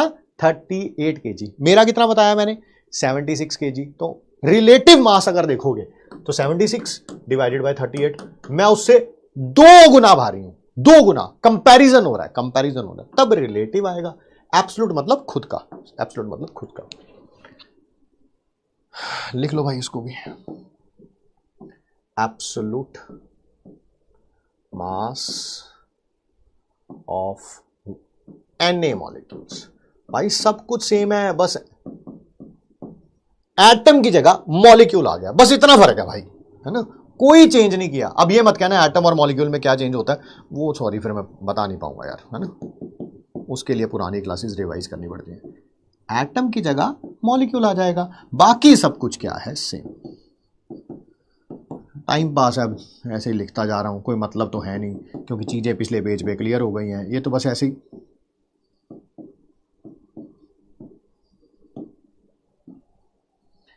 दोबारा लिख दूं क्या, AMM, देखो बिल्कुल सेम चीजें लिखूंगा। कहा गया AMM मास नंबर इंटू 1 AMU, वही लिखूंगा, कोई नई चीज थोड़ा लिख दूंगा यार। मॉलिक्यूल का total mass number into 1 AMU। Total sir क्यों बोल दिया? अबे एक से ज्यादा एटम होते हैं ना मॉलिक्यूल में, एक से ज्यादा हो सकते हैं, मतलब कहने का मतलब। अच्छा सर गाम में क्या लिखा था? देखो जो लिखा था वही लिखूंगा। गाम क्या था? AMM, मतलब कि AAM था, मैं AMM बोलूंगा, एटम की जगह मॉलिक्यूल आ जाना, इंटू NA, फिर एंड में RMM इंटू 1 AMU कर दूंगा, कैंसल आउट हो जाएगा, RMM आ जाएगा। भाई एटम की जगह मॉलिक्यूल आना है, कुछ और फर्क नहीं है, कुछ और फर्क नहीं है। AMM इंटू क्या लिखा हुआ था? NA। AMM किसके बराबर था? RMM into 1 AMU into NA, ये दोनों कैंसल आउट हो जाने, पता ही है, ये 1/NA है, ये NA है, तो GMM किसके बराबर हो जाएगा? RMM को ग्राम में लिख देना। सेम तो है भाई, क्या फर्क है बता दो? जो यहां पे लिखा था वही लिख रहा हूं, टोटल नंबर ऑफ न्यूक्लियॉन्स, या AMM कर दूंगा, बस खत्म।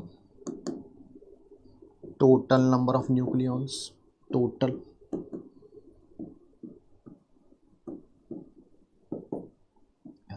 AMM इंटू 1 AMU, कोई फर्क तो नहीं। सर AMM में ग्राम क्यों लिखा है? AMM में ग्राम क्यों लिखा है? क्योंकि AMM ग्राम में होता था, एंड यूनिट तो ग्राम ही होगा। करें इसके ऊपर भी एक क्वेश्चन करें? सर प्लीज डाउट देखिए ना बेटा, देखिए टॉपिक भी तो मुश्किल है, 25-30 बार रिपीट करने के बाद टॉपिक वैसे ही मुश्किल हो जाता है। AMM की यूनिट AMU होगी,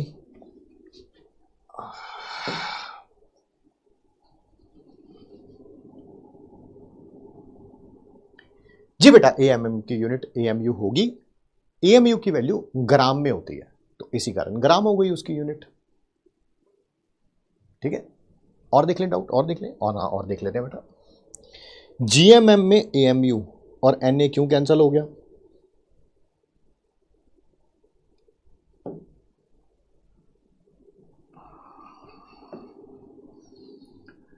ये कैसे कैंसिल हो गया है ना, बताते हैं बेटा।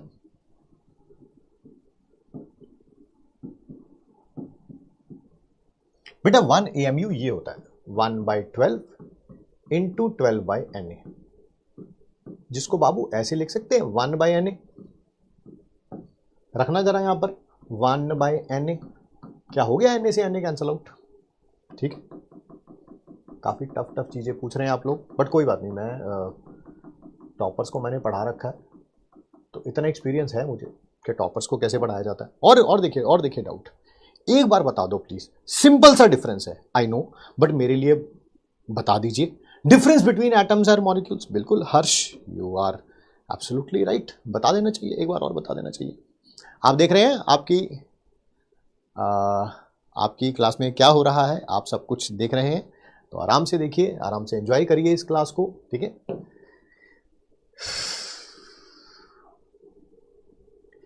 एटम क्या होता है? सबसे छोटा पार्टिकल किसी भी एलिमेंट का, चाहे उसका इंडिपेंडेंट एग्जिस्टेंस हो या ना हो। ठीक है, मॉलिक्यूल क्या होता है? किसी भी एलिमेंट या कंपाउंड का सबसे छोटा इसका, जिसका इंडिपेंडेंट एग्जिस्टेंस होना ही चाहिए। ठीक है, चलिए जी, 1 AMU अपॉन में आएगा, कहां अपॉन में आएगा ये भी आपको बताना पड़ेगा।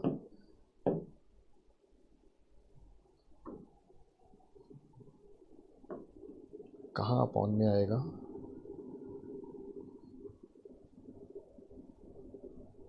आम को 1 AMU से, हाँ बेटा, थैंक यू बेटा बताने के लिए, थैंक यू, है ना।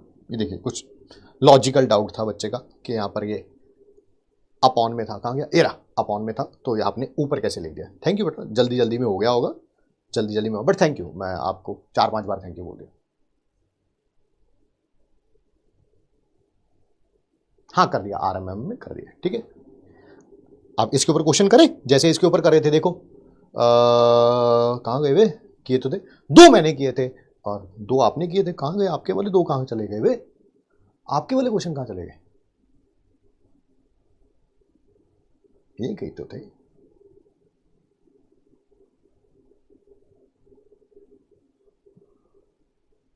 आ जाओ आराम से। अच्छा मुझे एक छोटी सी शब्द, बस छोटी छोटी चीजें, अगर मैं GMM निकाल लूं, क्या RMM लिख लोगे, AMM लिख लोगे? अरे हाँ सर, यूनिट का ही तो फर्क है, देखा नहीं था आपको। GMM अगर पता हो तो ये दोनों पता चल जाएंगे, या ये पता हो ये दोनों पता चल जाएंगे, ये पता हो ये दोनों पता, अरे हाँ सर कितनी बार एक ही बात।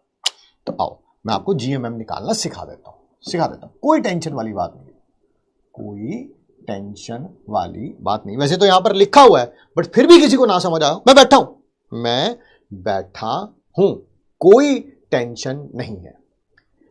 Absolute mass of Na molecules, आओ कैसे निकालेंगे, एक मॉलिक्यूल का निकाल के बस ग्राम लगा देंगे उसके आगे, एक मॉलिक्यूल का निकाल के आगे ग्राम लगा देंगे। पता ही है AMM को ग्राम में रखते हैं, AMM को ग्राम में रखते हैं, AMM को ग्राम में रखते हैं, AMM को ग्राम में रखते हैं, तो आपका आंसर आ जाता है। ध्यान से सुनना, mass number into number of atoms. Sorry थोड़ा अजीब हो गया ये, नंबर ऑफ एटम्स, पता ना इसका मतलब क्या है, ऐड करना है पहले एटम के मास नंबर उसके नंबर ऑफ एटम्स प्लस दूसरे का मास नंबर उसके नंबर ऑफ एटम्स, तीसरा है तो तीसरे का मास नंबर उसके number of atoms, plus plus plus plus करते जाएंगे, आंसर आपके पास आ जाएगा। सर कैसे, करके दिखाओ, करके दिखा रहा हूं ना यार, करके दिखा रहा हूं। कैल्शियम ऑक्साइड का निकालना है मेरे को, किसका निकालना है बाबू, कैल्शियम ऑक्साइड का। कैल्शियम ऐसे रिप्रेजेंट किया जाता है, ऑक्सीजन ऐसे रिप्रेजेंट किया जाता है। जल्दी से बता देना, यूनिट ग्राम में लिख देना यार बस। इसका मास नंबर क्या है, नंबर ऑफ न्यूक्लियॉन्स सिर्फ 40 into number of atoms, calcium के कितने एटम्स हैं यहां पर 1, प्लस ऑक्सीजन का mass number 16 into number of atoms कितने यहां पर 1। क्या आंसर 56 ग्राम आ गया, बिल्कुल सही। सर एक और करके दिखाओ, एक और करके दिखाएंगे, क्यों नहीं करके दिखाएंगे, पहले बताओ क्यों नहीं करके दिखाएंगे।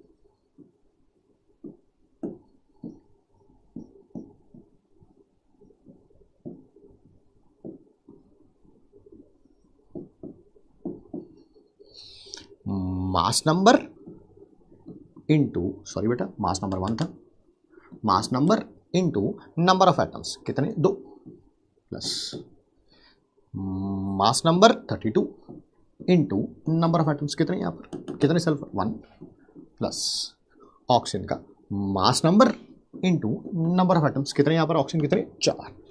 सर बस इसको ग्राम में लिख देना, ग्राम में 98 ग्राम।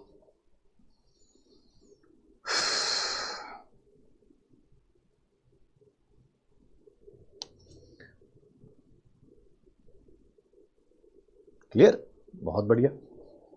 आओ ऐसा करते हैं अगले पेज पे H2SO4 का GMM, अभी प्लीज रिक्वेस्ट है थोड़ी सी ना, अभी जस्ट पिछले पेज पे मैंने लिखा है आपके साथ 98 ग्राम। मुझे इसका आम लिख के दिखा दो, मुझे इसका राम लिख के दिखा, RMM आम बोल दिया गलती से, AMM बोलना था, गलती से हो गई। सर GMM और RMM सेम होते थे, बस अगर ग्राम में लिखता था तो GMM और अगर इसमें लिखता था विदाउट यूनिट तो RMM, ठीक है। सर AMM क्या होता था, सर इसी के साथ AMU जोड़ देते थे, इसी के साथ AMU जोड़ देते थे। देख लो चाहे देख लो, आराम से देख लो, आराम से। ये रहा AMM, ये रहा AMM किसके बराबर हो गया, RMM इंटू 1 AMU, वही किया मैंने, या total number of nucleons into 1 AMU, बात एक ही है। एक और करोगे, एक और करोगे। कैल्शियम ऑक्साइड का GMM अभी फाइंड आउट किया, अभी बेटा कैल्शियम ऑक्साइड था, मैंने गलती से H2SO4 लिख दिया, कैल्शियम ऑक्साइड लिखना था मुझे यहाँ पे 56 ग्राम। मुझे इसका RMM निकाल दो और मुझे इसका AMM निकाल दो।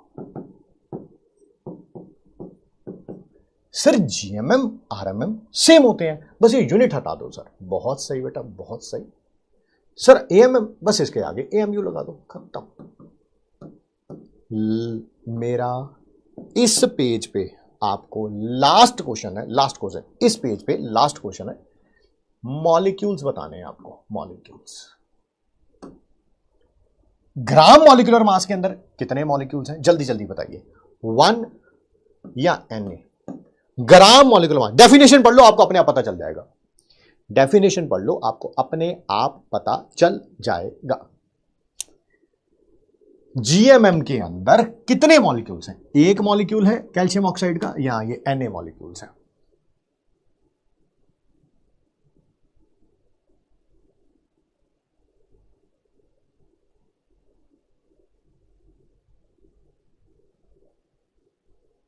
सबका आंसर सही है जी, आंसर है दैट इज Na। बहुत बढ़िया। RMM के अंदर कितने मॉलिक्यूल्स हैं? 1 और Na। डेफिनेशन पढ़ लो, डेफिनेशन पढ़ो। अगर आप भूल गए हैं तो आपको याद दिला देता हूं, रिलेटिव और एब्सोल्यूट में एक ही पार्टिकल होता है और GMM में Na होते हैं। सर इसके अंदर एक मॉलिक्यूल का। AMM के अंदर सर इसके अंदर भी एक है। क्या मुझे दोबारा माथा फोड़ना पड़ेगा क्या अपना ये टॉपिक पढ़ाने के लिए? क्या ये टॉपिक पढ़ाने के लिए मुझे दोबारा माथा फोड़ना पड़ेगा अपना? ये आयंस के लिए बस इतना। रिलेटिव एटॉमिक मास एटम के लिए था, रिलेटिव मॉलिक्यूलर मास मॉलिक्यूल के था, relative formula mass, formula for F for formula भी बोल सकते हो, या RIM भी बोल देते हैं, इसे आयनिक भी बोल देते हो, टेंशन मत लेना। इसे RIM भी बोल देना, इसे GIM भी बोल देना, AIM भी बोल देना। अरे कोई टेंशन नहीं है यार, कोई टेंशन नहीं है। फॉर्मूला लिख लो, आयन लिख लो, बात एक ही है। फॉर्मूला लिख लो, सिर्फ यस और नो में रिप्लाई करेंगे आप। आप कहेंगे नहीं नहीं कराओ, मैं कराऊंगा, मेरे पिताश्री का कुछ नहीं जाता। बस क्या करना है, सब सारी चीजें दोबारा लिखनी है। बस जहां पर ये मेरे को मॉलिक्यूल था ना, मॉलिक्यूल यहां आयन कर देना है, यहां आयन कर देना है, यहां आयन कर देना है, बस। और ये यहां पर मॉलिक्यूल की जगह या तो फॉर्मूला कर देना है या आयन कर देना है, फॉर्मूला या आयन, फॉर्मूला या आयन, बस खत्म हो गया भाई। आप कहेंगे दोबारा लिखो, मैं समय बर्बाद करूंगा आप सबके साथ। नो सर, तो फिर इसको कंप्लीट करके लाएंगे क्या आप? क्या इसको कंप्लीट करके लाएंगे आप? खुद कंप्लीट करके लाएंगे? नोट्स में जब आपको मिलेंगे क्लास के बाद, जब आपको क्लास के बाद नोट्स मिलेंगे, नोट्स मिलेंगे, ये कंप्लीट होगा, मैंने किया होगा, मैंने किया होगा। पहले खुद करके देखना, फिर बाद में खुद कंपैरिजन कर लेना। ओहो अच्छा अच्छा, ये सही है कि नहीं? Yes sir, yes sir, yes sir, yes sir, बढ़िया बढ़िया बढ़िया बढ़िया। सर जैसे आपने GMM सिखाया है ना, सिखाया मैंने यहाँ पे, पता नहीं कहाँ सिखाया, ये रहा, ठीक है, इसको MIT में लिखना है। वैसे ही आप ये तो सिखा दो कम से कम, gram formula mass, gram formula mass. अभी सेम है भाई, सेम है, सेम है, सेम है। Mass number into number of ions लिख दूंगा या पार्टिकल्स लिख दूंगा या एटम्स लिख दूंगा, जो मर्जी तेरा मन करे वो कर ले भाई, ले। यही लिखा था, यही लिखा था। नहीं सर एक एग्जाम्पल हो जाए, एग्जाम्पल हो जाता है ना सर, फिर मेरे को ना थोड़ी तसल्ली सी हो जाती है। ले भाई निकाल इसका, ग्राम फॉर्मूला मास निकाल इसका। देखो इस सिंबल आपको दिया होगा, वैसे तो याद ही हो जाना आपको, बट फिर भी ना याद हो तो कोई टेंशन वाली बात नहीं है। ओ पाजी चक्को, फिर जल्दी जल्दी चक्को। ओ बता दो मेरे को कितने है जी सल्फर का मास नंबर है यहाँ पे 32। ओ कितने सल्फर है? ओ पाजी सिर्फ एक है, बहुत बढ़िया जी। और फिर ऑक्सीजन का मास नंबर कितना है, वो 16, और कितने ऑक्सीजन है यहाँ पे, 4, और सर जी 96 ग्राम आ जाना, 96। बढ़िया बढ़िया बढ़िया। अगर इसका जीएफएम ये है तो क्या आप इसका आरएफएम बता सकते हो, आरएफएम, आरएफएम बता सकते हो, क्या इसका एएफएम बता सकते हो, एएफएम। आप इसको AIM भी, एफ की जगह आई भी आ सकता है, एफ की जगह आई भी आ सकता है, एफ की जगह आई भी आ सकता है, टेंशन मत लेना, बता सकते हो जी, जल्दी जल्दी बता दो। पहले बता दो मेरे को आरएफएम, फिर बता दो एएफएम।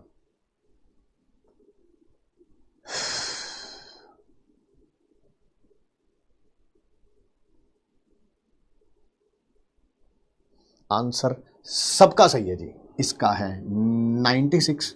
जो जीएफएम आता है वही आरएफएम होता है, बस यूनिट हटा दो, ठीक। सर एएफएम कैसे लिखते हैं, जो आरएफएम आता है उसको एएमयू से मल्टीप्लाई कर दो, एएमयू से मल्टीप्लाई कर दो। सर ग्राम में लिखना, ग्राम में लिख ले भाई, एएमयू की वैल्यू रख ले, उसमें कौन सी बड़ी बात है यार, तुझे पता नहीं है क्या एएमयू की वैल्यू, नहीं पता तुझे एएमयू की वैल्यू, ये लिखो, ये लिखो, बात एक ही है। चलो अब एक और काम दे दिया मैंने, एक और क्वेश्चन, नंबर ऑफ आयंस बताओ, नंबर ऑफ आयंस।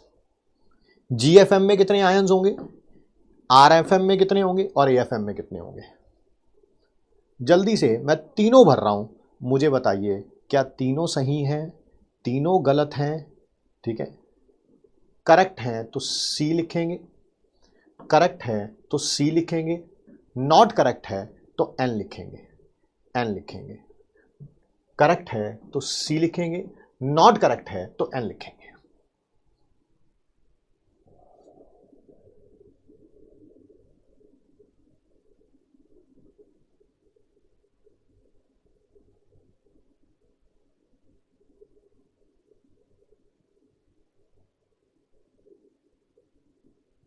सी सी सी सी सी सी सी सी। आइए फिर, बहुत बढ़िया बहुत बढ़िया, सही जा रहे हो तुम लोग ना, समझ आ गया तुम लोगों को। Find number of molecules in, पहला क्वेश्चन 196 AMU या U of H2SO4, 196 gram of H2SO4। GMM दे रखा है, GMM दे रखा है 98 ग्राम। पहले बी पार्ट सॉल्व कर लो, कोई भी कर सकते हो बट पहले बी कर लो। क्या GMM के अंदर मॉलिक्यूल्स कितने होंगे, sir Na Na Na Na। तो 1 ग्राम के अंदर कितने होंगे, सर Na/98। सर हमें 196 में निकालने हैं, 196 में, तो मल्टीप्लाई कर दो। 1 रुपए की जितनी भी टॉफी आती हैं, जितने की निकालनी होती है उससे मल्टीप्लाई कर देते हैं। 1 रुपए की इतनी आ रही है, 5 के लिए निकालनी है 5 से मल्टीप्लाई कर लो, 10 के लिए निकालनी है 10 से मल्टीप्लाई कर दो, 20 के लिए निकालनी है 20 से मल्टीप्लाई कर दो। 1 ग्राम का अंदर मॉलिक्यूल्स पता चल गए हैं, 196 में निकालने हैं, 196 से मल्टीप्लाई कर दो। सर 2Na आ जाएगा, एब्सोल्युटली राइट। कोई ऐसा महारथी तो नहीं है जो ये कहे कि अगर GMM दे रखा था तो आपने AMM कैसे लिख दिया, 98 AMU है तो नहीं कोई ऐसा, या 98 U भी बोल सकते हो, बात एक ही है, बात AMU या U या डाल्टन, बात एक ही है। अब मुझे बताओ 98 U में कितने मॉलिक्यूल्स होंगे, सर कितनी बार बताऊं कि एब्सोल्यूट के अंदर एक मॉलिक्यूल होता है, तो एक के अंदर कितने होंगे 1/98। सर 196 में पूछे हुए, तो 1/98 इंटू 196, सर 2 मॉलिक्यूल होंगे, 2 2 2। बहुत बढ़िया बहुत बढ़िया। मोर देन 99% से भी ऊपर बच्चों का आंसर जो है वो सही आ रहे हैं, मोर देन 99% से भी ऊपर। सर यूनिटरी मेथड से बता दो, बिल्कुल बिल्कुल भाई, मेरा क्या, मैं तो अपने दिमाग में कर लेता हूं ऐसी चीजें। 98 की एक आ रही है तो 196 की कितनी आएगी, यहां से यहां जाने के लिए क्या किया तूने, सर 2 से मल्टीप्लाई किया है, तो इसको भी 2 से मल्टीप्लाई कर दे, ले 1 को 2 से मल्टीप्लाई करते 2, आंसर ऐसे ही आ गया यार। 98 से 196 जाने के लिए क्या किया, 2 से मल्टीप्लाई किया, तो यहां से नीचे जाने के लिए भी 2 से मल्टीप्लाई कर दे, Na को 2 से मल्टीप्लाई करेगा 2Na, ले बिना पेन उठाए क्वेश्चन आंसर आ जाएगा। बट बच्चों का लेवल बहुत लो है यार, तो एक एक स्टेप करके दिखाना पड़ रहा है। एक और क्वेश्चन, एक और, जब तक तोड़ेंगे नहीं तब तक छोड़ेंगे नहीं। Number of ions in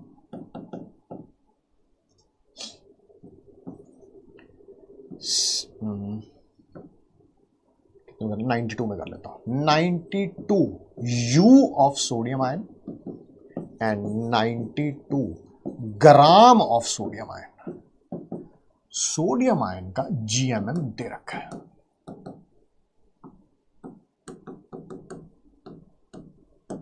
sir नहीं दिया होता तो नहीं दिया होता, मान लो दिया ही नहीं होता, क्वेश्चन में नहीं दिया होता तो भैया उसका सिंबल दिया होगा, फिर खाए की टेंशन है तुम्हें, कुछ तो दिया ही होगा कम से कम, ऐसा नहीं है कि कुछ भी नहीं दिया होगा।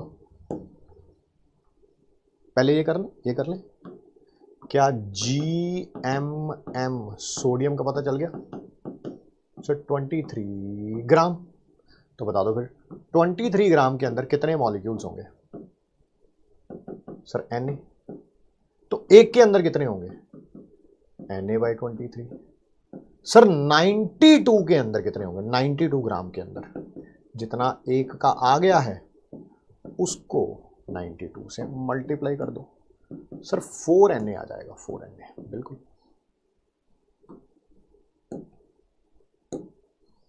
मुझे इसका AMM बता दो।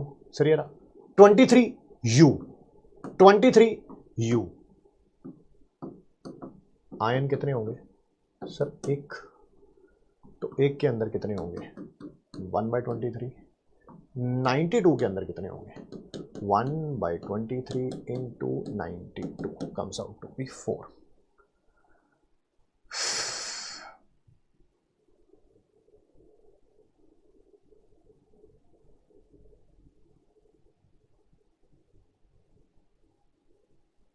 छोटे से टॉपिक के ऊपर बहुत टाइम लगाया है हमने, ताकि मैं चाहता हूं आपके बेसिक्स जो हैं वो एक बार क्या हो जाए, क्लियर हो जाए। ठीक है, कोई ऐसा बच्चा ना कहे कल को के 5 एटम का मास कितना होता है और 50 एटम का मास कितना होता है और 25 एटम का मास कितना होता है, ये सारी चीज़ें आपको पता ही ना हो, ऐसा नहीं होगा।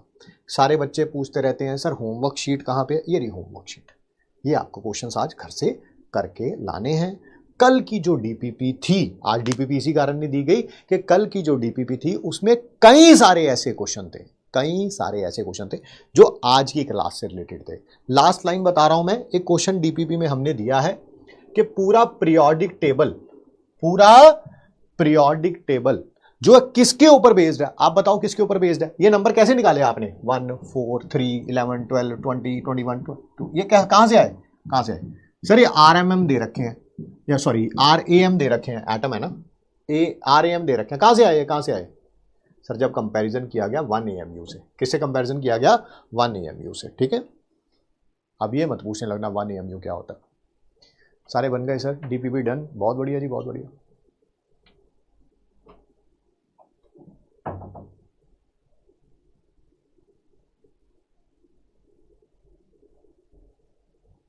चलिए फिर आपसे कल मिलते हैं। आज हमने बहुत ज़्यादा काम किया है, आपने बोला था वॉइस मॉड्यूलेशन के ऊपर, बहुत काम किया है इसके ऊपर, वॉइस मॉड्यूलेशन के ऊपर। तो होप सो आप सब लोगों को अच्छा लगा होगा। ठीक है, क्लास को जब भी आप देखें रूल्स ऑफ द क्लास मैं दोबारा लिख के लाऊंगा कल, क्योंकि मुझे ऐसा लग रहा है कि कई बच्चे जो है rules of the class follow नहीं करते। अनफॉर्चुनेटली मेरे को ऐसा बोलना पड़ रहा है, मुझे दर्द हो रहा है ये बात बोलते टाइम, मुझे अच्छा कोई नहीं लग रहा है। ठीक है, बट हाँ अनफॉर्चुनेटली कई बच्चे rules of the class follow नहीं करते हैं। मैं कल लिख के लाऊंगा, कल उनके बारे में फिर दोबारा 2 मिनट के लिए बात करेंगे, ज़्यादा नहीं, आपका टाइम बहुत ज़्यादा कीमती है। ठीक है, थैंक यू आप सबके को, आप सब लोग थैंक यू जब लास्ट में बोल के जाते हैं, it feels very very very nice. ठीक है, यही हमें मोटिवेशन देता है भाई और ज़्यादा कल को अच्छा करने को।